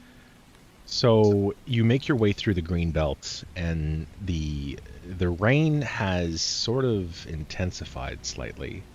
It just feels as though maybe the storm, whatever it is growing in intensity. The wind has picked up a bit. When you see the warm light coming from the Burgomaster's mansion, you get a sense of, okay, we've made it. We're back. Things are feeling pretty good. A sense of, satisfaction in having completed the goal that you've wanted to complete. Elanil and Drezek make their way with relative silence.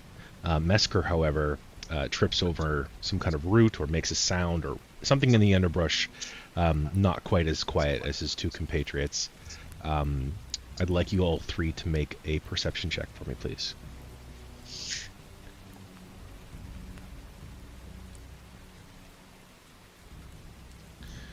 And Elanil, you hear the sound of what appears to be the scrape of leather on stone. And it is coming from over here. Yeah. Leather on stone coming from over here.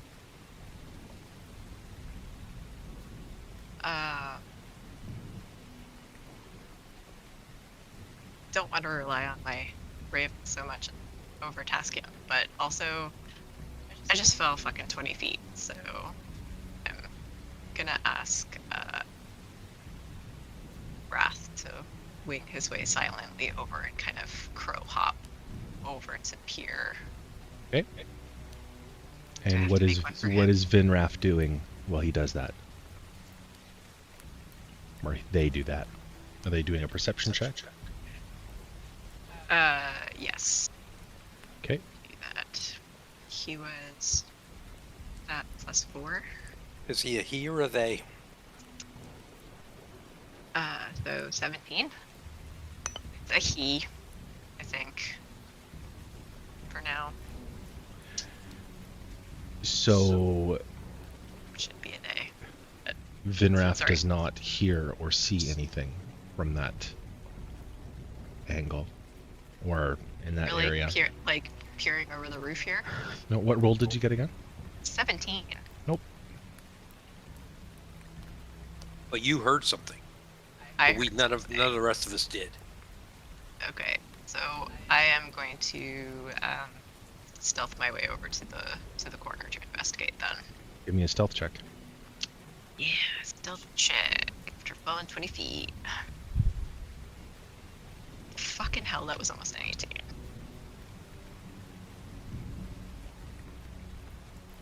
Fuck. So we see her move over there. Yes. So tell me exactly what it is you want to do. Are you stopping here? Are you going around? Are you going to the gate? Are you going what are you trying to accomplish here? So I was coming up to the corner to peek around, as I was trusting to my perception around the corner versus anyone else. senses due to my ability to hide almost in plain sight. Okay, give me a perception roll. And I'm saying this is all happening in one moment where you're rolling your stealth check and you're also rolling a perception check. Yeah. Okay, give me a second.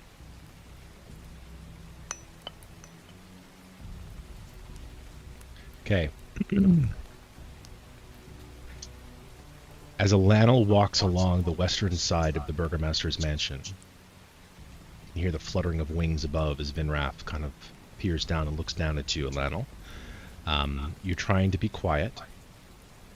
As you approach the northwest corner of the building, you make some noise.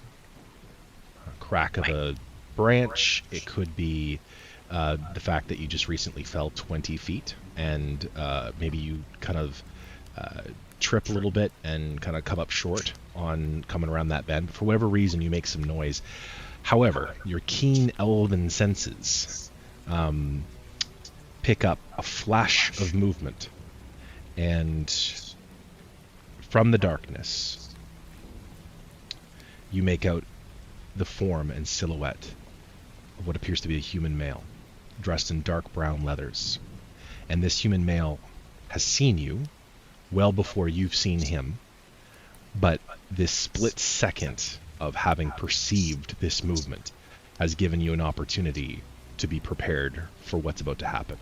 I need you all to roll initiative. I almost made it back inside, guys. You're very lucky with that perception roll. Yeah. No!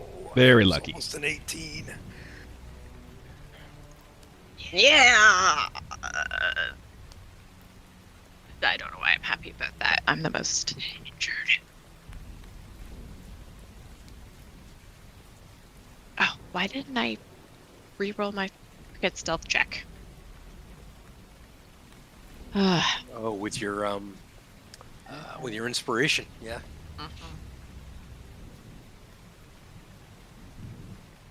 I kind of wish it was a different color because it's the same as the frame color on my character sheet. So You don't notice it. it kind of blends in. Yeah. It's not picking up your guys' initiative rolls. Can you give me your initiative rolls, please? Mesker's is 15 and Drez is 5 and mine is 20. Nice initiative.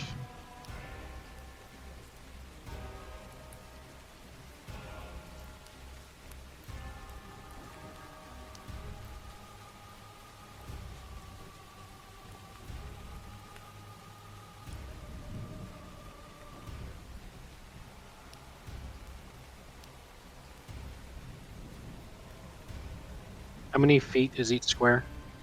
5. 5. 5. Okay. And Vinrath is Can't on get to him either. your turn, correct? Yes, he's a bonus Okay. action. All right. So the initiative order, you and this this spy master have rolled the exact same initiative. Spy master? He's a spy master. However, with your roll, I'm just going to make him so that he goes after you. Okay. So you go first. His blade, it's a long, slim, slender, elegantly crafted rapier. It looks sturdy and flexible, and it's got this silver working along the grip and a wire-bound hilt, and an elegant, well-crafted pommel. It looks very.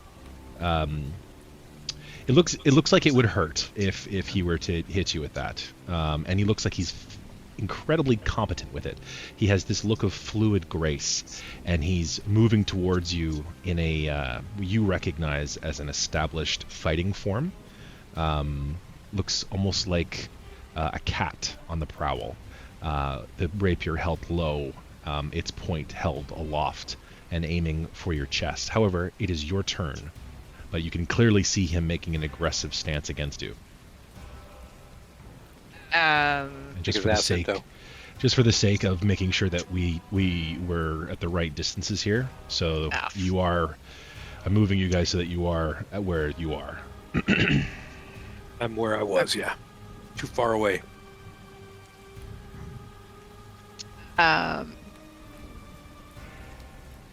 So am I able to like take a step back, or is that going to provoke?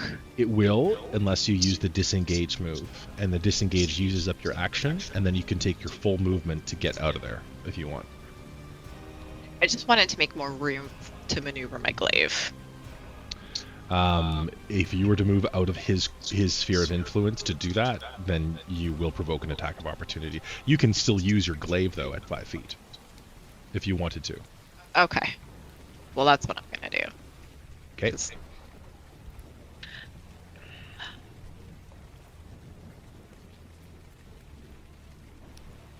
Remember, you're hurt.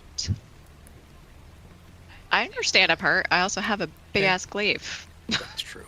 Fuck. Uh, Okay.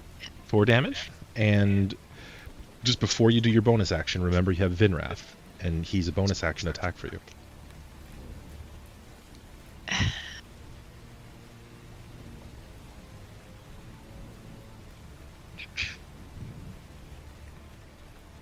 And I gave him, I gave you an attack, custom attack on your character sheet. I believe it's under. this one here. Nope, it's not under bonus action. It's going to be under attack. If you scroll all the way down, you're going to see Vinrath's shred. Yep. Oh, okay. So you have to move him within melee range, and then he would be able to use that. Right.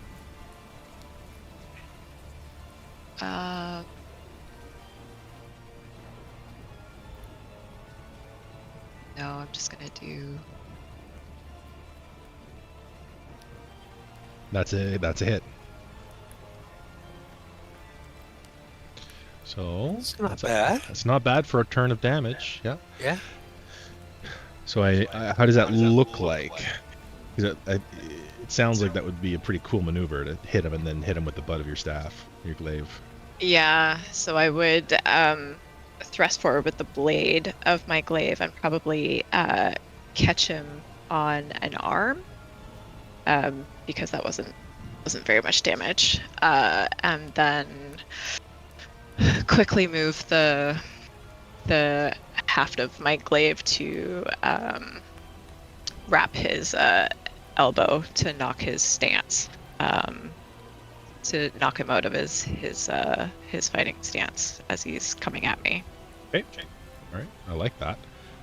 He winces in pain as your glaive makes proper work of him. But his stance doesn't really falter. There's a look of discipline that sort of crosses his face. This is a trained swordsman that you're facing. And he sort of locks eyes with you with an appraising expression. Is that your turn? Yep. Sorry, was that a yes? Yes. Yes. Okay. So he is going. It's his turn now. He is going to use the disengage function, and he is going to move this way.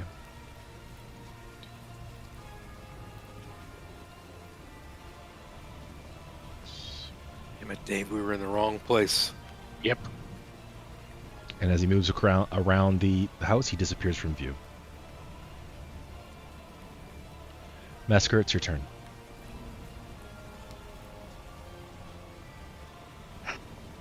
Okay.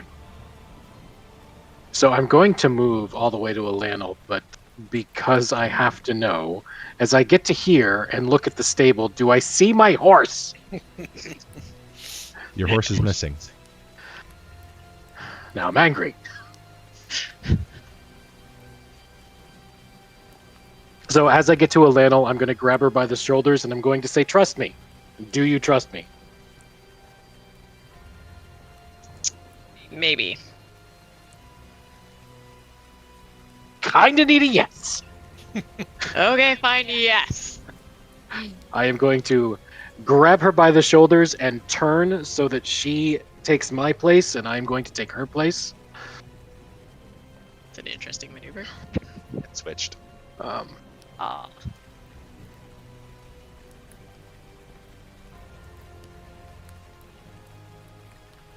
So my AC is now 17. And I am going to stand here at the ready, because I really wouldn't have seen him go. Okay. Is that your turn? That is my turn, because I have nobody to hit. Okay. It is now Drezek's turn. I think I'm going to use the dash action. 1, 2, 3, 4, 5, 6, 8, 9, 10, 11, 12. I'm going to use the dash action to get up to here to be able to look in this direction to see if I can see what's going on. And you spot him, and he's in the midst of a low crouching movement, his legs coiled up beneath him as he's trying to get as close to the ground as possible. As a fellow trained sort of individual in the craft, you recognize a professional.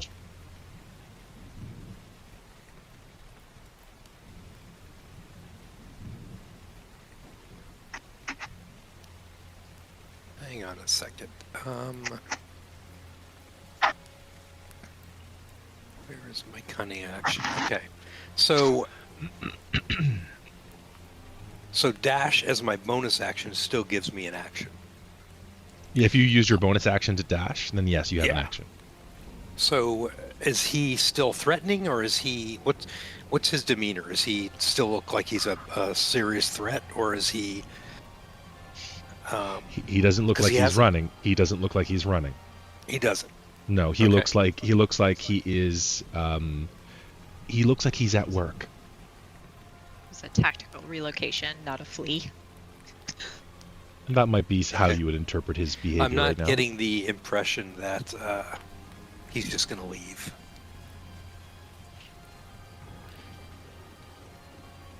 All right, I'm going to take a hand crossbow shot at him. Okay.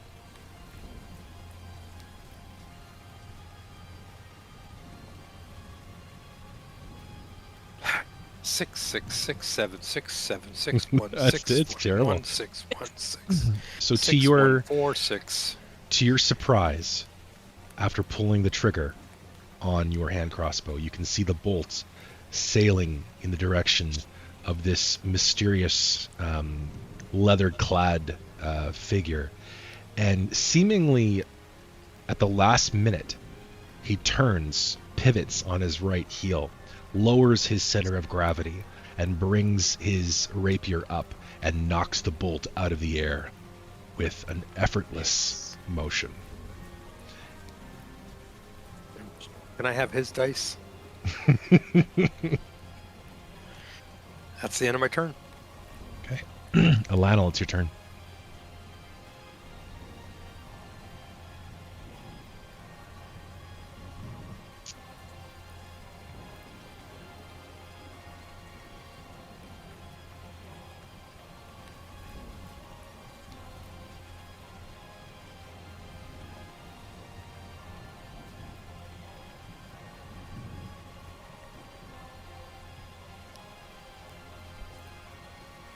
Elanil. Yeah, I was just Knitting. No, I was checking Vinrath's attack.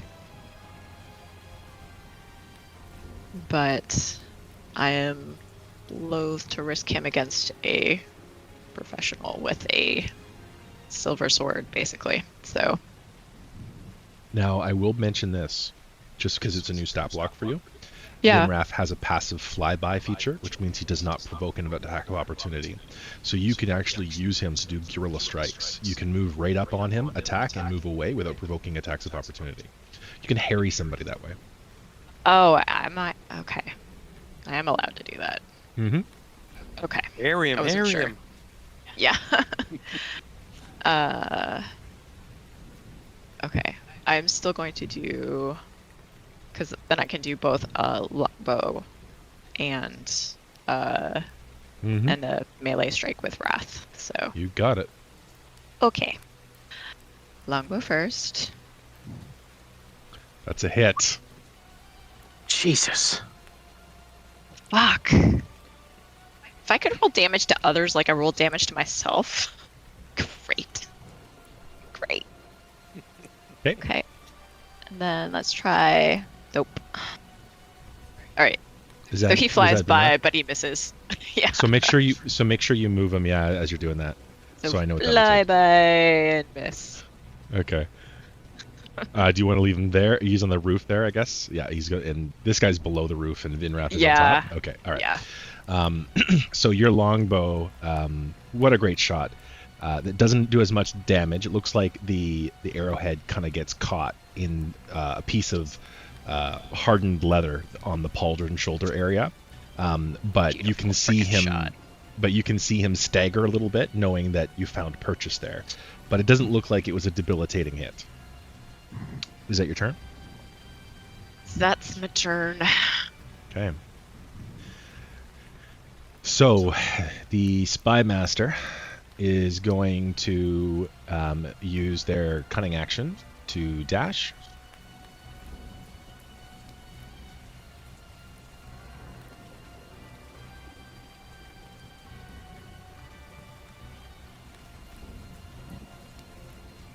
And then it's sort of there's some shrubs here. I don't know if you guys can see, but there's like some undergrowth here. Mhm.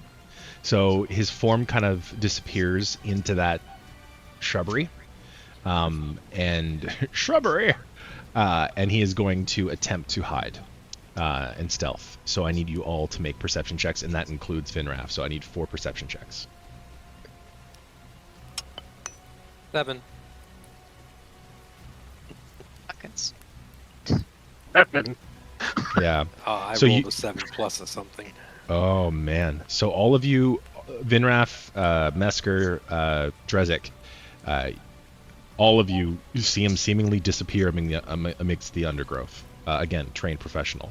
Elanil, however, maybe being more accustomed to a natural environment, has no issue picking out his form, trying to press itself as close to the ground as possible, and you can actually see him bracing himself to move from this position now that he feels maybe satisfied that he's stealthed.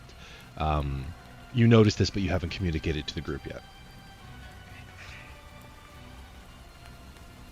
So he's laying on the ground, or is just crouched really low to the ground? It looks like he's gone prone under this underbrush, under this bush, this hedge, and you can see him like start to tense up like a cat, like he's going to start moving from that position. Okay. I'm gonna say he hasn't escaped yet.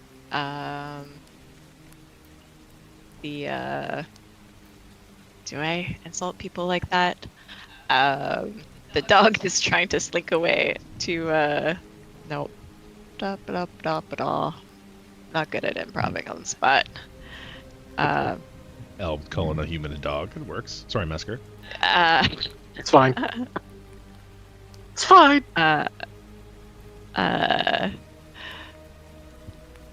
He's he looks like a mountain lion in the bush waiting to spring. Ooh, I like it.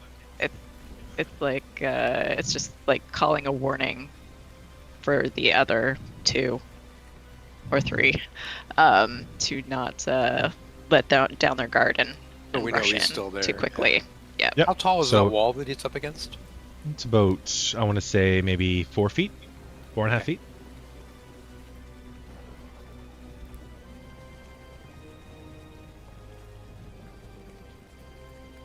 Is that your turn? It's his turn. Never mind. It's his turn. Yeah. Yeah. So it is Mesker's turn. So Mesker will move his movement. I'm not going to dash. The entire way, there is deep, heavy breathing, and he just angrily says over and over again, "Where is my horse?" Tunnel vision. Oh no! Auditory exclusion. Hypervigilance. All right. Is that your turn? Yep. Okay. Drez, you're up. Alright, I'm going to. I mean, like, I haven't seen him, so I can't move and attack him, right? It's too bad you didn't have a raven. Yeah. You no, the way it works in 5e, because one of the party has recognized him and has communicated that to you, you can spot him now. He's Okay. not invisible to you. So 2, 3, 4, 5, 6. 2, 3, 4, 5, 6, 7, 8, 9, 10, 11. So that is perfect. So I'm going to move my movement, which I believe is there. 1, 2, 3, 4, 5, 6. Yep, and which puts him in range of my hand crossbow, and I'm going to take a shot. Okay, go ahead.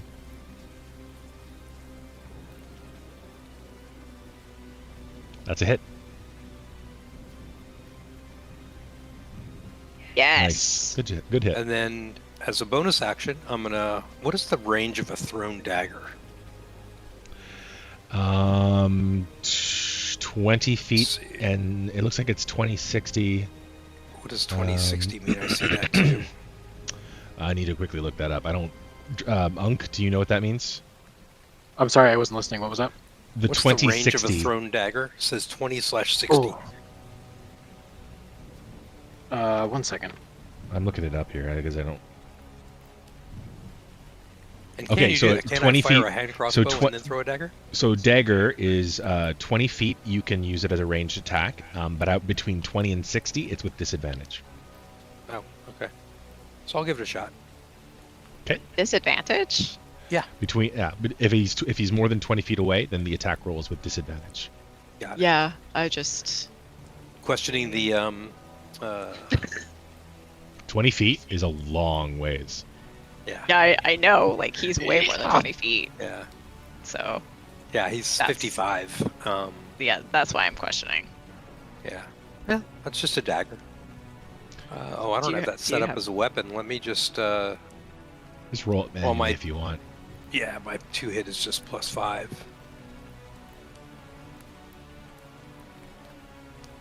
That's not gonna hit him. Yeah, you can may as well stop there because it's with disadvantage. Because it is 20 feet. Yeah. Yep. I hit him once though. That was a good hit. Yeah. It was a good hit. Buddy. Is it your turn? That's my turn. Yeah. Okay. Elanil, you're up. Oh god, already? Yep. Most people look forward to their turn. He's knitting. Shh. My fingers are flying just as fast as my little fingers can go. Oh. 5, 10, 15, 20, 25, 30. And then we'll go longbow. 18. Nice hit. shot.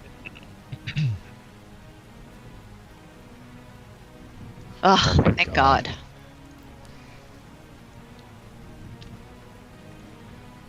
So you hear a groan and a sputtered wheeze, and as an arrow beautifully lands into his shoulder. You can see the fletching of your arrow kind of through the underbrush. Like, good hit. And how far can Wrath fly? Sorry. I will learn his 60 feet to fly. 5, 10, 15, 20, 25, 30, 35, 40, 45, 50. Sweet. It's not going to get to fly very far afterwards, but I'm going to fly and attack. Okay.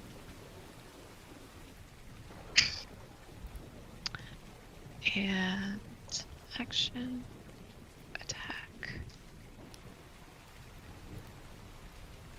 Miss. Okay. Okay. I tried. That's my turn. Okay.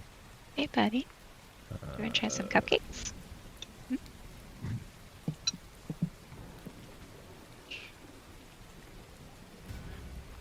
Okay. It is the Spy Master's turn. I'm gonna go back to my encounter here. So he is going to navigate over this hedge here, pretty deftly, and duck down low. And on ducking down low, you lose line of sight. God damn it. Should have made Wrath fly the other way.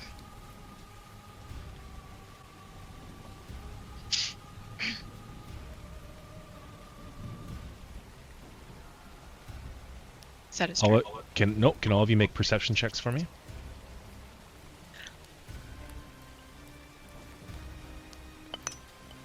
Boom. Wow, Drez. I like Okay, this Baldur's Gate die. So between Venrath, Elanil, and Mesker, nobody sees anything. It seems like he disappears like a ghost. What? However, you see movement flash to your left, Drezek, and then just around the corner, emerging from behind in a very low, slow movement, you see the Spymaster reemerge. He has his rapier in an attack form.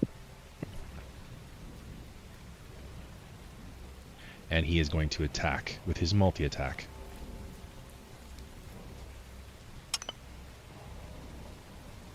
$17. Yeah. I'm sure that's a hit. Yeah, armor class 15. 5 damage. Ouch.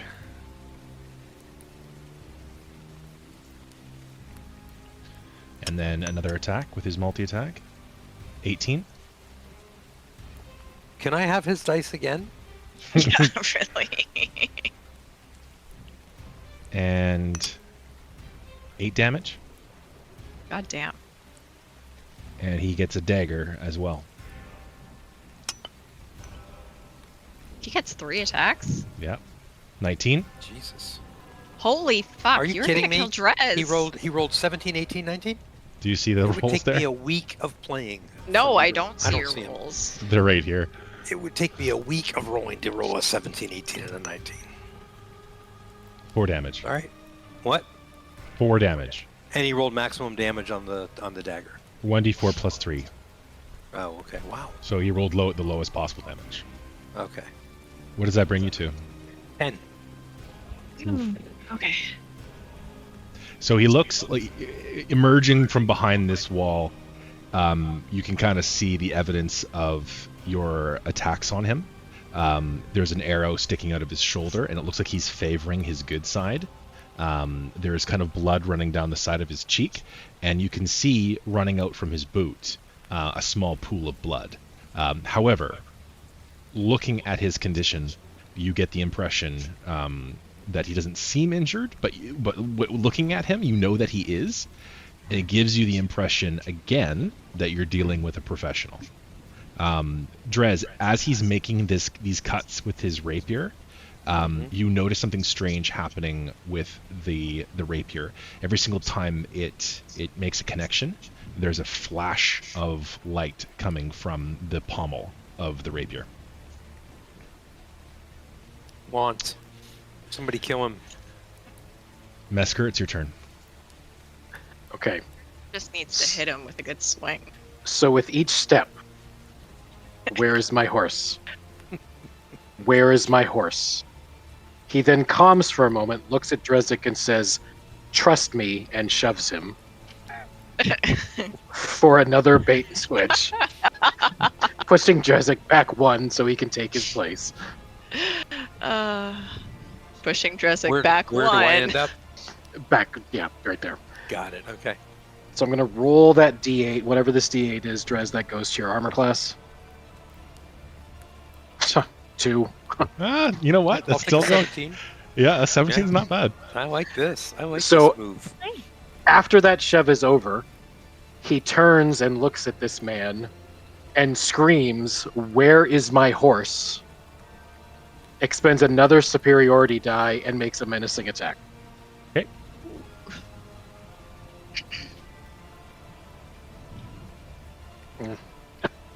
It's a menacing miss. That is a miss. God damn it. Please let it be my turn. So please. It's mine next.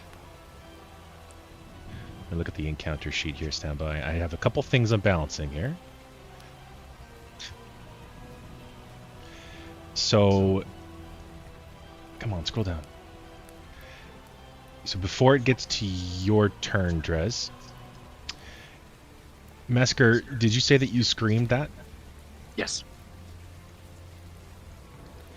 So from the distance, you can hear what sounds like a rhythmic plodding, and you hear the neighing of what appears to be a horse galloping at pretty fast speeds. And the bond that you're developing with Marigold, Mesker, you recognize that rhythmic plodding of that horse.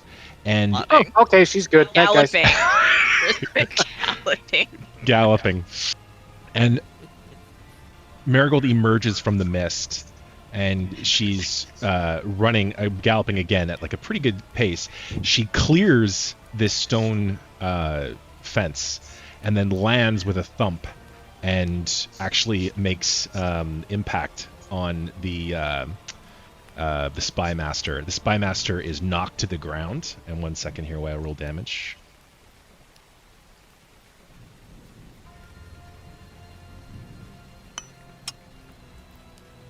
Six damage. She steps on his fucking. I'll let you pick a body part. And then Marigold begins to rear up, and you can see her two front legs just sort of carving into the air, and she's whinnying and neighing. But one eye is sort of looking over at you, Mesker, as she's doing this. I blow It kisses. Damn good horse. Drezek, it's your turn. All right. So I'm going to move in. That's 5 feet. I'm going to make a sneak attack. Okay. And this with advantage because he's prone, right? He is prone. Yep. And he's threatened. Yep. 15. That's a hit. Yes. All right. I'm going to roll. So that's 4 damage from the attack, and then 6 more is 10 from Nice. the sneak attack. Okay. And then I'm going to use my cunning action to disengage and move to here. If I move here, if he comes to here, both Mesker and Elanil get attacks of opportunity, Yes. right? And potentially Eric, And potentially if the that horse, happens. okay. Yeah. Yeah. So I'm Yeah. going to move to there, and that's my turn. Nice. Okay. Very nice. It's Elanil's turn now. Yes. Gonna mess him up with my glaive, hopefully.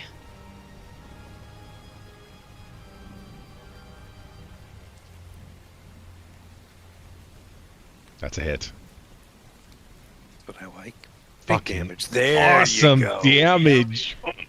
Good God. Oh, so you can feel the tip of your glaive hit resistance, and then start to carve through the front of his body from his trap, kind of where his neck is, carving into the abdomen. And then as it starts to hit bone, like hard bone, you pull it back out because you know you're not going to get through that. But it leaves a deep 6-inch laceration that starts to bleed profusely. But he's still alive. Still alive. Ugh. However, Frickin' damage his we give. However, looking at his face, it's pale. Oh, that's a hit.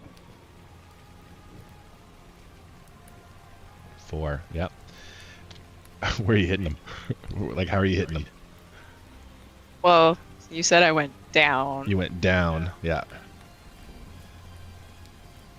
so I'm gonna strike him across the chin maybe with Okay. the butt of my glaive. Yeah, you hit him and it knocks his head back, and you can tell you've rung his bell a little bit. His face is pale at this point, and he's looking kind of unsteady, and maybe a flash of regret crosses his face, as if I had an opportunity to run and I didn't. I decided to go on the offensive, and I almost got that stupid drow, but maybe this was a mistake.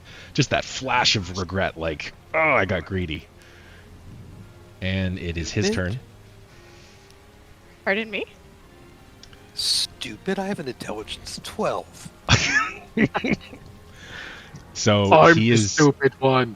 so he's going to use his disengage, and he's going 10, 15, 20, 25, 30. And it is Mesker's turn.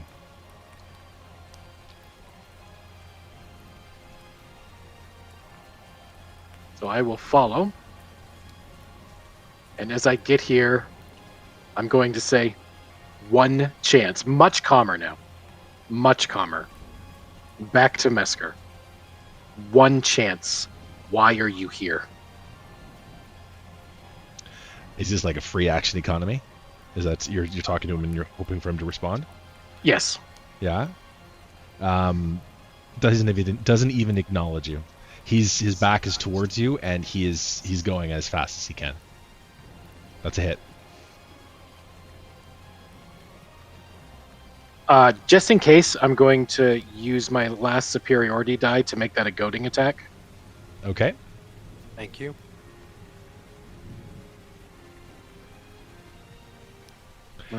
Jesus Christ. I think we're good. How do you want to kill him? Yes. So I'm just to add flourish, so it can be 2 hits, if that's okay with you. Yeah, you do what you want I'm to do. gonna, yeah, I'm gonna swing the hammer down at his legs and wipe his feet out from under him, and then just bring it down on his guts. Oh yeah. God. So he's on his. So he's facing away from you. So he falls onto his stomach, and you can hear his spine crack like driftwood on the beach. And just that sudden cracking of his spine, his nervous system shuts down. There's a little bit of quivering and spasming, but he dies almost instantly. And then, since is combat over? Combat is over.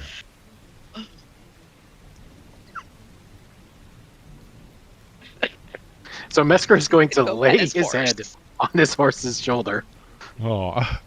and shake, because this would be the point where the 2 members of the party that are here would notice that clearly there's some damage with this man. And, Because yesterday he was screaming at this horse, and now there's this Now he's hugging scene it. of.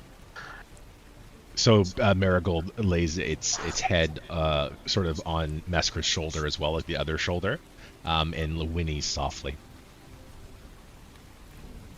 And Drezek's going to move to the body and with a dagger out, make sure it's dead. Oh yeah, he's dead. There's no pulse. His Right, eyes, I'll flip pupils him are over. blown. Okay. And try to figure out who the hell he is and what the hell he was doing. As you His flip him pupils are over, blown! Jesus. As you flip him over, the arrow that Elanil had plugged him with breaks off into the soft earth. Are you searching his body? Yeah. Okay. So he's wearing very ornate, well-crafted leathers. They've been damaged a little bit by Elanil's work. All right. It's like master-crafted leather armor. It's not studded. It's just really nice leather. It's designed for quiet work. It's not magical. It's not.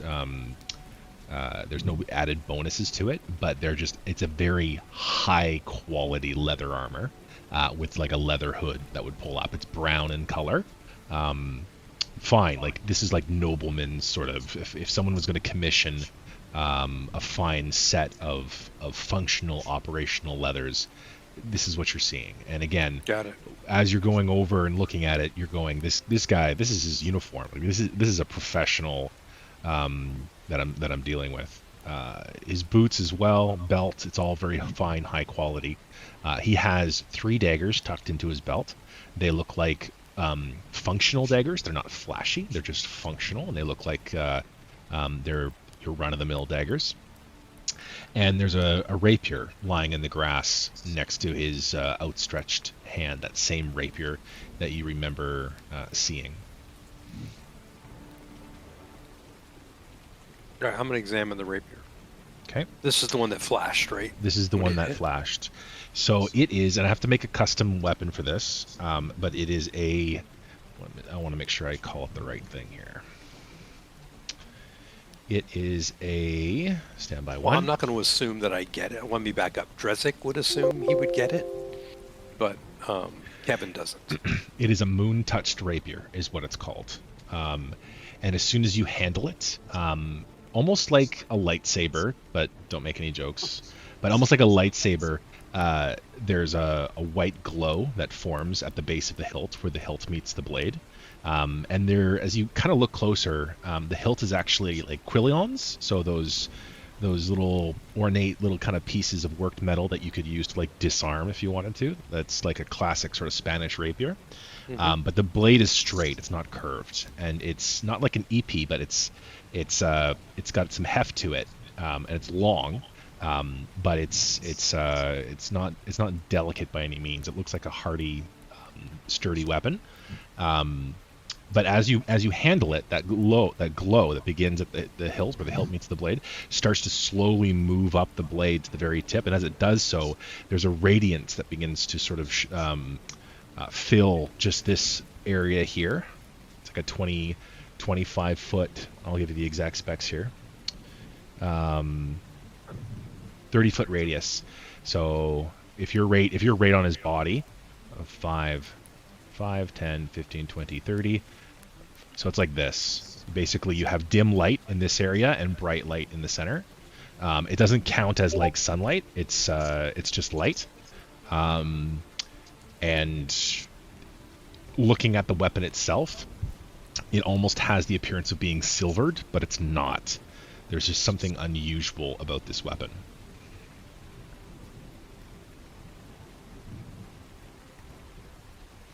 Well, I mean, Drezek, the character in the game, would probably sheath it fairly quickly in his belt, knowing that both Elanil and Mesker do not carry such a weapon. To be fair, Mesker doesn't even know this is happening. So I will pick up the rapier, and I will, assuming, is Elanil near me? No, she's not. And I will trot back to Elanil and ask her, being an elf, I figured that she understands fine weaponry, and ask her if she knows anything about it. I basically say, check this thing out. It lights up, and there's something odd about it. What do you know? What do you think? Roll me an Arcana or History check of your choice. Because it is Elven made. I have bonuses in neither of them. Oh, That's a beautiful pencil you have. That sword? Fuck. Okay, wait. Loki- I'm gonna roll Loki my thing. inspiration. I'm gonna use my fucking inspiration to reroll. On this? Wow, she's mad. Okay. All right. I love it. That was a dumbass roll. Yeah, you got it. It's a DC of 14, so you snuck right in there. Thank God. So you are familiar with this. This is a weapon that is spoken of in the histories of your people. It's a moon-touched weapon. Moon-touched weapons have been magically enchanted to imbue or hold the moon. It is purely a radiant weapon. Like, it's not radiant damage, but it's basically like carrying a torch. Like, you have a light source basically on hand. However, you know that when it is attuned to the user, it can be extinguished or lit at will. It's one of those things you can turn on and turn off as the user needs. It responds to the command of its user. You also know that moon-touched weapons have the ability to bypass certain immunities and resistances that some creatures may have. So would I know how to do the attunements? Like, would I know to pass on that information? So in Dungeons and Dragons, attuning is a pretty standard mechanic, and it's just attuning magical. You just attune a magical weapon.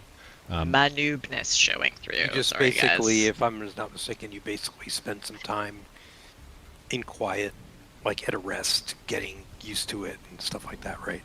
Yeah, I think it's like after a long rest of Yeah. like having the It's weapon on you, attuned. you Yeah. become attuned Oh. to it, and that's so that Okay. you can't just pick up a magical item and put it on. It Yeah, requires yeah. time to bond with the Yeah. weapon. Yep. Right. Okay. Okay. Retuning an item requires a creature to spend a short rest focused on only that item while being in physical contact with it. There you go. Basically, you sleep with the sword, and you're Mhm. good. Ouch, kabow. Yeah, so assume Elanil tells me everything she knows about it. Yes. Oh, and I've moved over here, by the way. Oh, yes. I say it's a beautiful weapon. So I look at Mesker's giant hammer, and I look at Elanil's giant glaive, and I say, I assume it's too small for both of your massive paw paws, or bear paws, sorry. I'm quite happy with my weapon currently. Mesker does not respond. It is almost So- as if he did not hear you. So I look at Elanil and kind of give her the motion, like, what's up with this guy? Lionel has like no charisma, so. You have wisdom though. Which Do I? you have some wisdom. You could do a medicine check. 1. Okay. Oh, I have good medicine actually, which doesn't Well, freaking it's matter. I mean, it's a 12. I mean, talk to Dave. What does he want to do with that? So So you're I would widow- just. So are you long lived? Like, how old are you? How old are you? Hold on a second. How old did we make you? How old did we make? It's under your description. 26 apparently. 26. Okay. Child. So in your backstory, have you seen battle? Ranger. Yes. I think you were part of like we had originally surmised that you were like a mounted. You were like a mounted cavalry regiment. Yeah. So yes. So you would notice signs of PTSD. Yeah. So I would probably walk up to Marigold and offer offer her my hand to sniff and just stand beside the two of you and just try to exude calm and quiet breathing. What are 5 things you can see? What are 4 things you can smell? What are 3 things you can feel?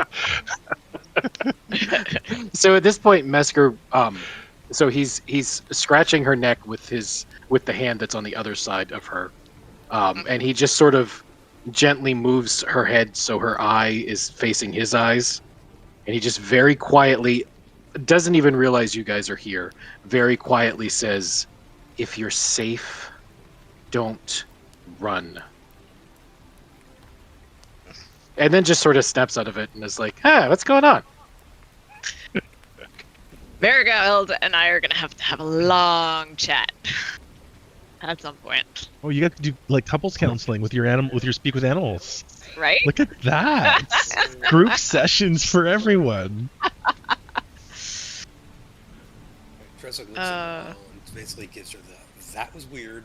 Let's go finish checking this guy out. So I'm gonna move over and search to see does this guy have any messages on him, notes, letters, anything that would indicate what he was here for, what he was doing, why he was here. You've moved your mic, Drez. Yeah, move your mic back to. I heard all Sorry. that. I did hear all that, but Okay. yeah, move your mic back into position. Are you doing a perception check, or do you want to spend some time searching the corpse? I'll spend some time searching the corpse. And while I'm doing this, I'm explaining to my party members that this was no chance encounter. This guy's obviously a professional, and that He was sent here to do something, not just rob us or murder us. There's a dead body on the ground. All right. That is. I thought that was. You I need thought to that was. switch- I thought that was switch Drez's dice. roll for a second.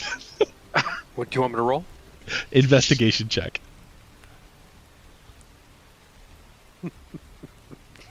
Go ahead if you want to do it again, man. Oh my god. Mesker got 15. That's really good. Okay. I can work with. Well, he is a member of the Watch. I can work with that. So, Mesker, your experience in two ways is helpful here. So, as a member of the Watch, as a member of the Guard, you have been tasked with certain investigations from time to time.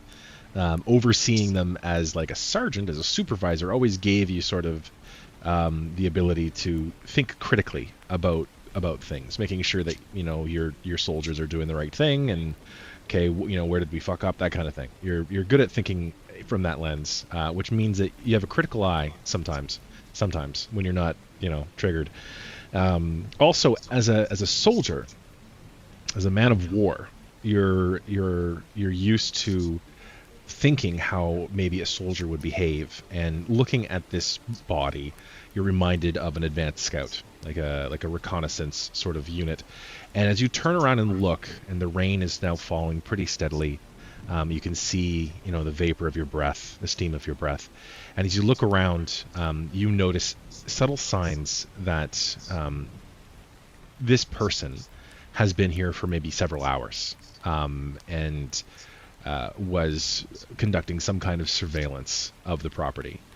Maybe they, you see some foot impressions kind of around a little hollow. You see what looks to be maybe some broken brambles. You see that they've been besetting the place for a significant period of time. Drez, just because you're focused on the body, you notice that there are a couple of impressions on the fingers where there was rings, and those rings have been removed preemptively. And you notice a small pouch at the belt that contains no money and what looks to be a small scroll case, and that scroll case has been opened and it's wet as if it's been opened recently.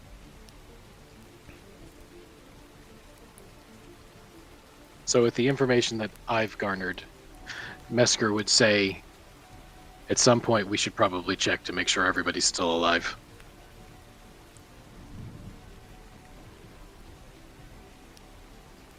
Yeah, Drezek looks back towards the mansion and says, and nods.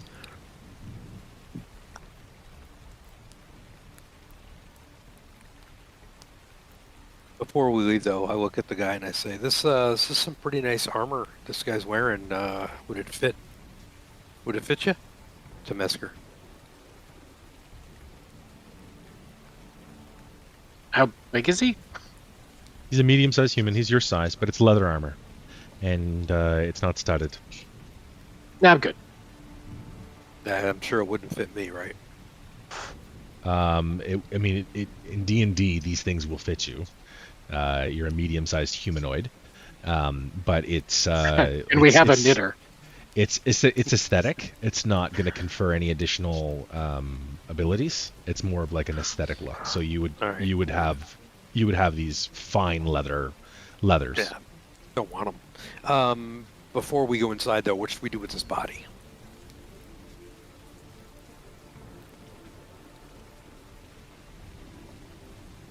Eat it. It's a good freaking question.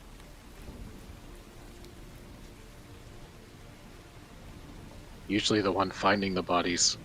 How would you make it so one wouldn't find the bodies? Eat it to marigold.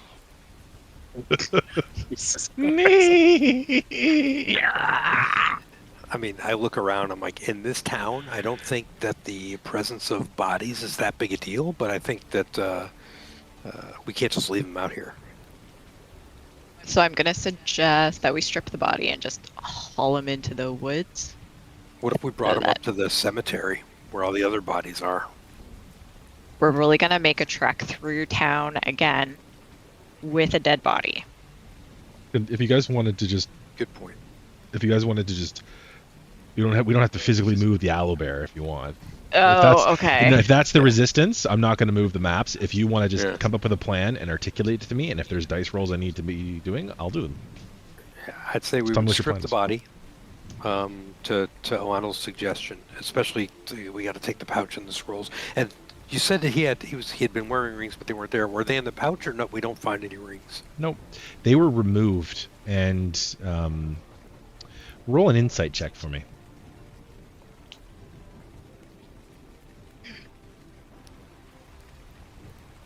Did he point out that the rings were removed? Oh, that's pretty good. So with that insight check, I'm going to say that as as somebody who is accustomed to maybe behaving or operating discreetly, you believe that this is a technique to remove identifying features from an operative. So let's go back to the graveyard and find an empty coffin and toss them in it. They'll just think it's someone that died. Let's do it. Agreed. I'll let you two go do it. Or, no, 3. I'll go Miracle, with you. coming with me. Yeah, you want? Well, I'm pretty. You're injured pretty as well. fucking hurt too. Yeah. So we'll do it as a group. You guys got a horse. Are you going to use the horse? I don't know. Is Should we? Mesker gonna let Allow us that? use? Yeah. I am going to ask Marigold if Marigold is fine with us putting a dead body on her. Okay. Roll me an animal. No, I don't even say yes. Like, if you want Marigold to do that, you can do that. Marigold's bonded with you. Okay. Yeah. I'm going to just go to the stable and find a horse blanket, so that we can wrap the body in it. Sure. Yep, absolutely. The body has been wrapped. Are you stripping it? Are you taking the leather armor off of it? Yeah, we're stripping it. Yeah. 'cause What it about the shouldn't have daggers? any- Drez, are you taking the daggers? Yeah, I'll add them. I'm carrying 5 already, so I'll add them to it. Okay. If you keep throwing them, yeah, you're gonna need some Yeah. daggers. Are you gonna try to collect your dagger that you threw and missed? Yes. So that's 4. So I make sure actually you have... never took it out of my inventory. Good. Then you're good. Yeah. So you wrap the body. It's a naked body, other than the fact he's wearing underclothes. Like he's wearing like common clothes on below his armor. Are you taking those clothes off as well? He can keep some dignity. A loincloth, maybe? Yeah. Okay. I'm just wondering what you guys are doing here. Yeah. So he's been stripped down, wrapped in a horse blanket, and you guys are gonna just walk him through the same way you came back, and then back again. Mm-hmm. Okay. We're gonna say that's been done, unless there's something So you want to do along the way. while we're doing that, I ask Elanil. She's got the pouch with the scroll in it, right? There was no scroll in it. There was no scroll. It was Oh, just an a empty scroll pouch. case. Scroll case that was opened, and it looks wet. So we didn't find a scroll on him anywhere. Nope. No documents Oh. anywhere. So when we get back to the house, I want to do a search around the front to try and find what was in that pouch. Okay. I'm gonna put my I hate fucking that- horse back. Yeah, rub her down so she's not wet, okay? I don't have any good bonuses to any of this stuff. But Crane, in Um, every game, the villain writes down everything they're going to do, so the player know. knows what the plot was. Isn't that Can I so use- inconvenient? What did he do with that scroll? Can I use a nature or a perception check to like track where he went and just like follow Sure. his movements around the house? Sure. Or would that be survival tracking? I'm gonna say that's a survival check. Yeah. You could theoretically do both. You're looking for different things when you're doing both. But All right, roll me a nature. Roll me a nature. Survival, you're looking for foot impressions.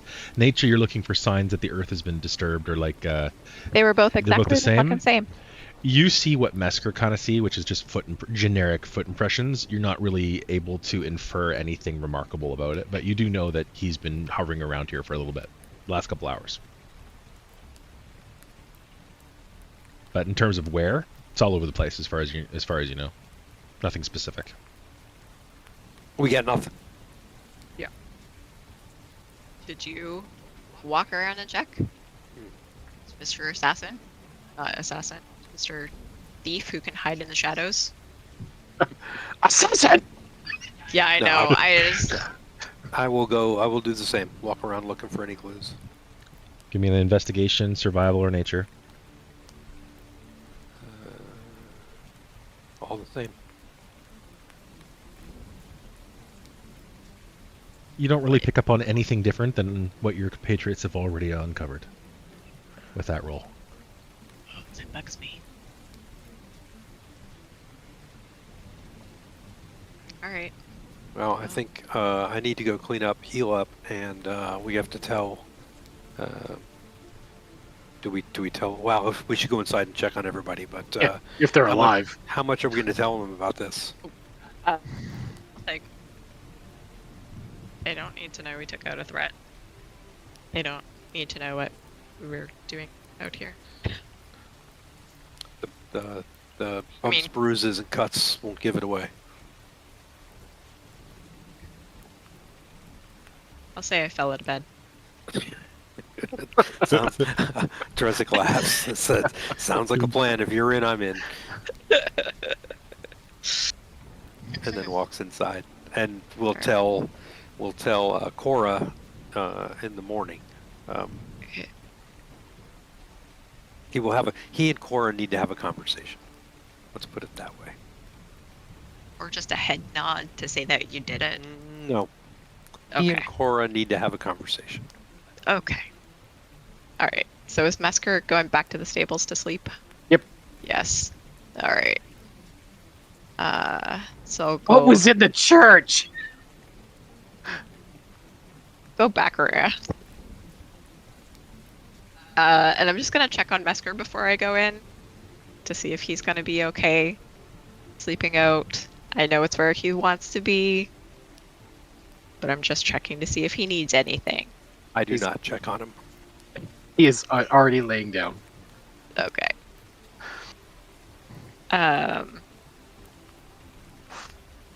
Yeah, so I'm gonna go back up to the room I was sleeping in, trying not to track too much water and mud through the house. And And as we're walking back upstairs, Drezek says to Elanil, "Thanks for coming. It was good having you out there."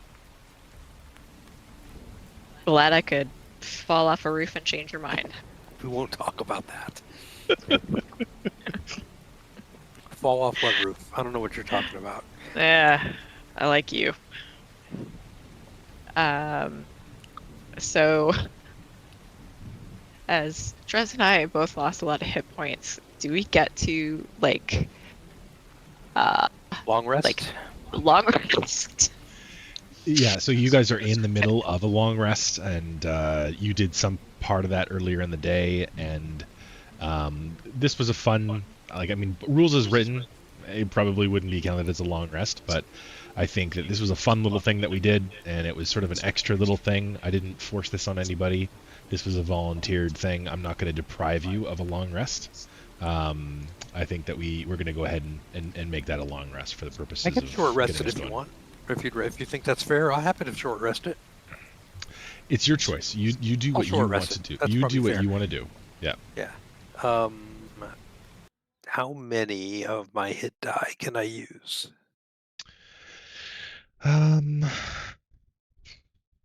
Did you already use all your hit die though on the I zombie? did on. Yeah. I did on the short rest before we went to bed, Mm-hmm. so I don't have a short Okay. rest. Just take a long rest, man. All right. Just take a long rest. All right. Yeah. And is that the reset? Don't Max reset. HP. Do not reset your maximum HP. Just take the long rest, and then you won't have to go back in and. Oh, It keeps resetting mine. Damn it. God damn it, Drezek. I know. Do you know how to fix that? I mean, you do. You wrote a tip on it, on No, I managing your HP. Do you know how to do that? No. Yeah. I think I just go to HP management and then use a max hit point modifier. Override max, and then choose what your max would be, and it should be there. It should tell you what your max is. 27, right? 3, So I unchecked Yes. mine, but it still 3d8 did it. plus 3. Nope. Yeah. 28 is your actual That's your hit points. Do There you have we go. maximum right now? Yeah, okay. Okay. Yep, you're good. You Whatever. did everything right. Yep. That's, That was a lot of that's fun, not too guys. bad to do. Yeah, that was awesome. I Did you enjoyed that. did you was that ad lib the guy at the end? Like, was there something in the church we were supposed to fight? I knew I was going to do something. So there was I like letting you guys peek behind the screen. Dunk, if you don't want to hear, you can fucking walk away. But I was going to give you an opportunity to find him at the beginning when you had your perception check going through the green belt, but you didn't. You were unsuccessful there. And I am so thankful that your perception check was successful in that corner, because with that multi-tack and you falling I would have been fucking and you dead. falling from the roof, I would have been fucking I dead. thought I was going to kill you. Yeah. I thought I was about to kill you. Yeah. Yeah, that was Well, tense. that was very fun. And I was going to be much more prepared, but I had to deal with that thing at work, which I won't discuss because this is recording. But and so I did ad lib probably 80% of this. No, that was really fun. There's not a lot of thieving that happens in stuff like this because it's typically a full party. Yeah. And this Yeah. is kind of a neat opportunity to go on a mission and do some rogue stuff. And I Yeah. thought I'd give you like a rogue boss kind of that was not Yeah. going to conventionally attack you. He's going to do some disengaging, and that was kind of fun for me. I enjoyed that. That was a lot of fun. Yeah, use all the rules, scans for okay, what else can I do? What else can I do? What else can I do? Yeah. Yeah, I thought that was fun. Yeah, you can be a Thanks cunning for letting action me- whore like me. Oh man, if I got it, I'm going to use it. And I wasn't going to do the marigold thing, but I'm like, nah, it's too cinematic. I'm doing it. Yeah, So that was good. That was for you. That was for you, Dave. That was rough. And I did add the moon touched rapier to my character sheet. It's an actual D&D item. It was already in the item perfect. list. I didn't do know. any customization. Yeah, and it's so you can see what it does. It does the. Yeah, look at it. Yeah, you oh. can look at it on my sheet if you want. I'm looking at it right now. Oh, it doesn't say I need you to can figure out turn my them- character better. Like, I can see where my lack of figuring out a backstory is hampering my ability to play my character. 15 and 15. Nice. Okay, cool. I did get that right. That's nice. Yeah. Yeah, and it doesn't say here. That it can be turned on and off. No, I mean it can. I'm going to let you do Yeah. that. Otherwise, your usefulness as a rogue is going to go down Yep. the hill. But so that is something that it will do. And that would have been something maybe that Spy Master would have set up, because obviously that's his weapon of choice. Yep. But this thing, it does ignore certain immunities and resistances that certain creatures have, like a silvered weapon would under certain circumstances, and you're going to find out what those circumstances are as you use it. What I like to hear. But yes, I do understand what you're saying there, love. Like it's a Yeah, robust I'm like- backstory helps. Yep. Frozen, because I'm like, well, what the fuck would my character do? Because I don't know this character as well as I know Mm-hmm. the other one. Mm-hmm. So it's hard to play two different characters through the same scenario. Not the same Which scenario, is obviously, why but the same I make campaign. the same character every time. Thank you. I will say this though, the last couple sessions have been completely different, haven't they? Yeah, it's been great. Yeah. So combine that with my complete inability to remember anything. And- it's been okay. And I foresee that as we continue to play this campaign, that Kanan Well, and they're gonna Devoted diverge are going more. to diverge. Yeah. Yeah. Because Murder House was hard. Like Murder House was challenging. Mm-hmm. And good because I do some things, Mhm. which kind of cheaty, but also turned out really well. Murder So- House was a very linear adventure too. Like that was Yeah. like Death House is a very linear hook. Sorry, So Murder House, Death that's all House. Yeah. it is a murder house. Murder literally took place there. Yeah, so it's tough to navigate the two, but I would say like spend some time thinking about Elanil. I Yeah. really like Elanil, and like adding the bird, I thought maybe too would also like rather than just giving you like a generic animal companion that has no flavor, Yeah. like that you start to like look at Marigold adding to Mesker, like you start to see this new dimensions start to form, and Yeah. I know Dave improvs a lot of his character developments. That he'll come up with something in the moment that fits, and then he'll make it canon. And you can do that too. Yeah. This for that horse, because I'll just give you a little out of character backstory. When the fight with the direwolf happened, Marigold ran and was like gone, like couldn't even hear her anymore. So my assumption was, because in D&D, because I love my animals so much, I don't have animals. Like if I play a ranger, there's no animal companion And because I just I can't might know manage. this, and I might know this from Dave from back in like Desaria days. But then all of a sudden, I'm waking up on the side of the road with a fucking horse licking me to wake me up. Wait, you came up with that, Crane? With the horse licking him. Yeah. Yeah, so I know Dave. I don't know if you know this, but I've known Dave for 23 years, Dave, or 24. Yeah, yeah. Yeah. So we used to play Neverwinter Nights together back in like 2002, 2003. And like I think I told you this that we had a server that we played on called Desaria. It was a persistent world. Yeah. I And did the that's same where thing with the game before that, whatever it was. there you go. So Yeah. Dave and I actually met on that server, and that server was not like it wasn't a role play heavy server, but there was some like role play that happened, kind of like you were playing Dungeons and Dragons. Like there was a little bit of it, and Dave had characters and I had characters, and I got to know kind of the kind of characters that Dave ran, and I know that Dave loves animals and really avoids animal companions because he doesn't like his animals dying. And so Oh, yeah. I purposely gave him an animal for Curse of Strahd because it's fucking Curse of Strahd. This is what this campaign is about, pulling on your heartstrings and making you regret bonding with anything that you might potentially have affection for, because I'm going to try to maybe think that I could take it away at a moment's notice. I love you, Dave. I know. I've planned for it. That's good. Have plans.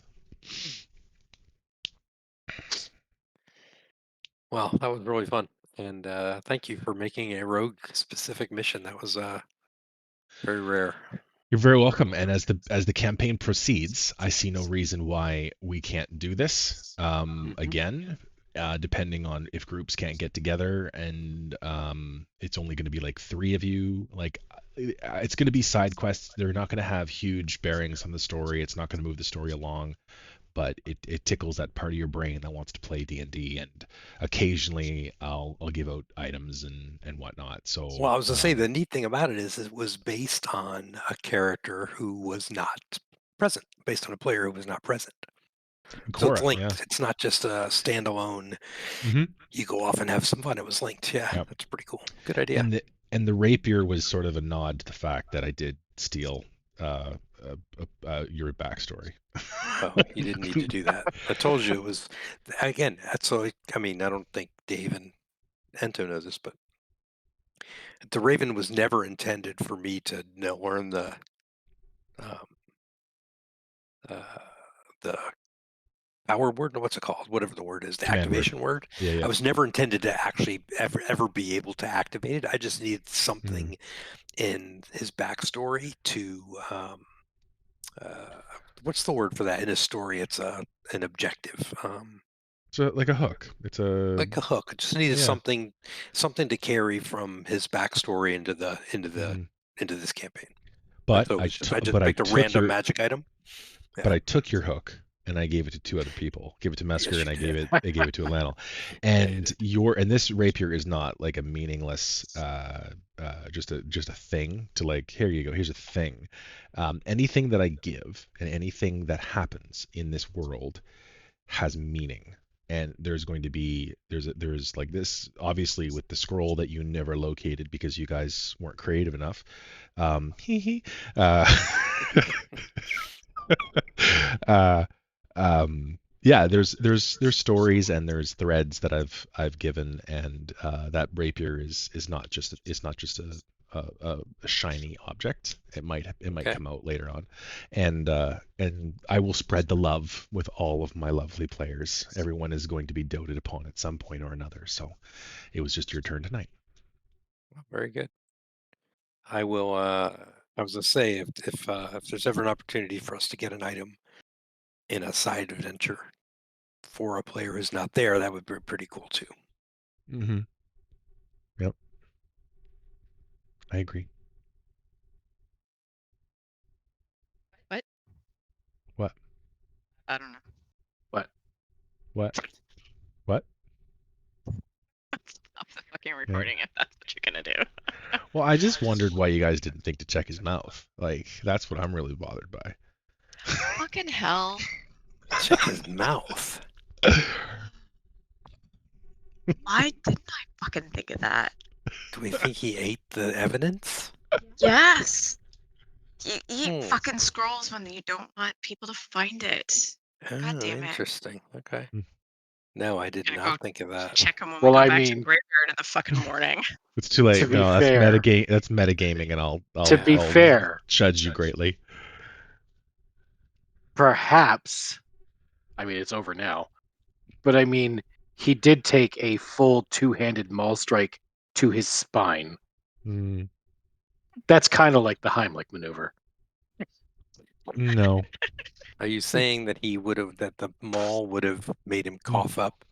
no. The, The Heimlich is done. and The pro- Heimlich is done from the stomach in, not the and lower back out. probably spit it 400 feet down the Yeah. road. Yeah, I just have this vision of you guys performing like an impromptu autopsy, and Ismark walks out, and you're trying to dig through his stomach to try to find this scroll. What is this? What are you doing? Oh my God! Call the guard! Murder! Murder! All right, I'm Plenty gonna of shut coffins the. in that graveyard. What's that? I said there's plenty of coffins in that graveyard. That's right, Ismark. You'll Start never know. walking. It's a long walk to the graveyard, Ismark. Get going. All right, I'm gonna stop the recording here, but that was wonderful.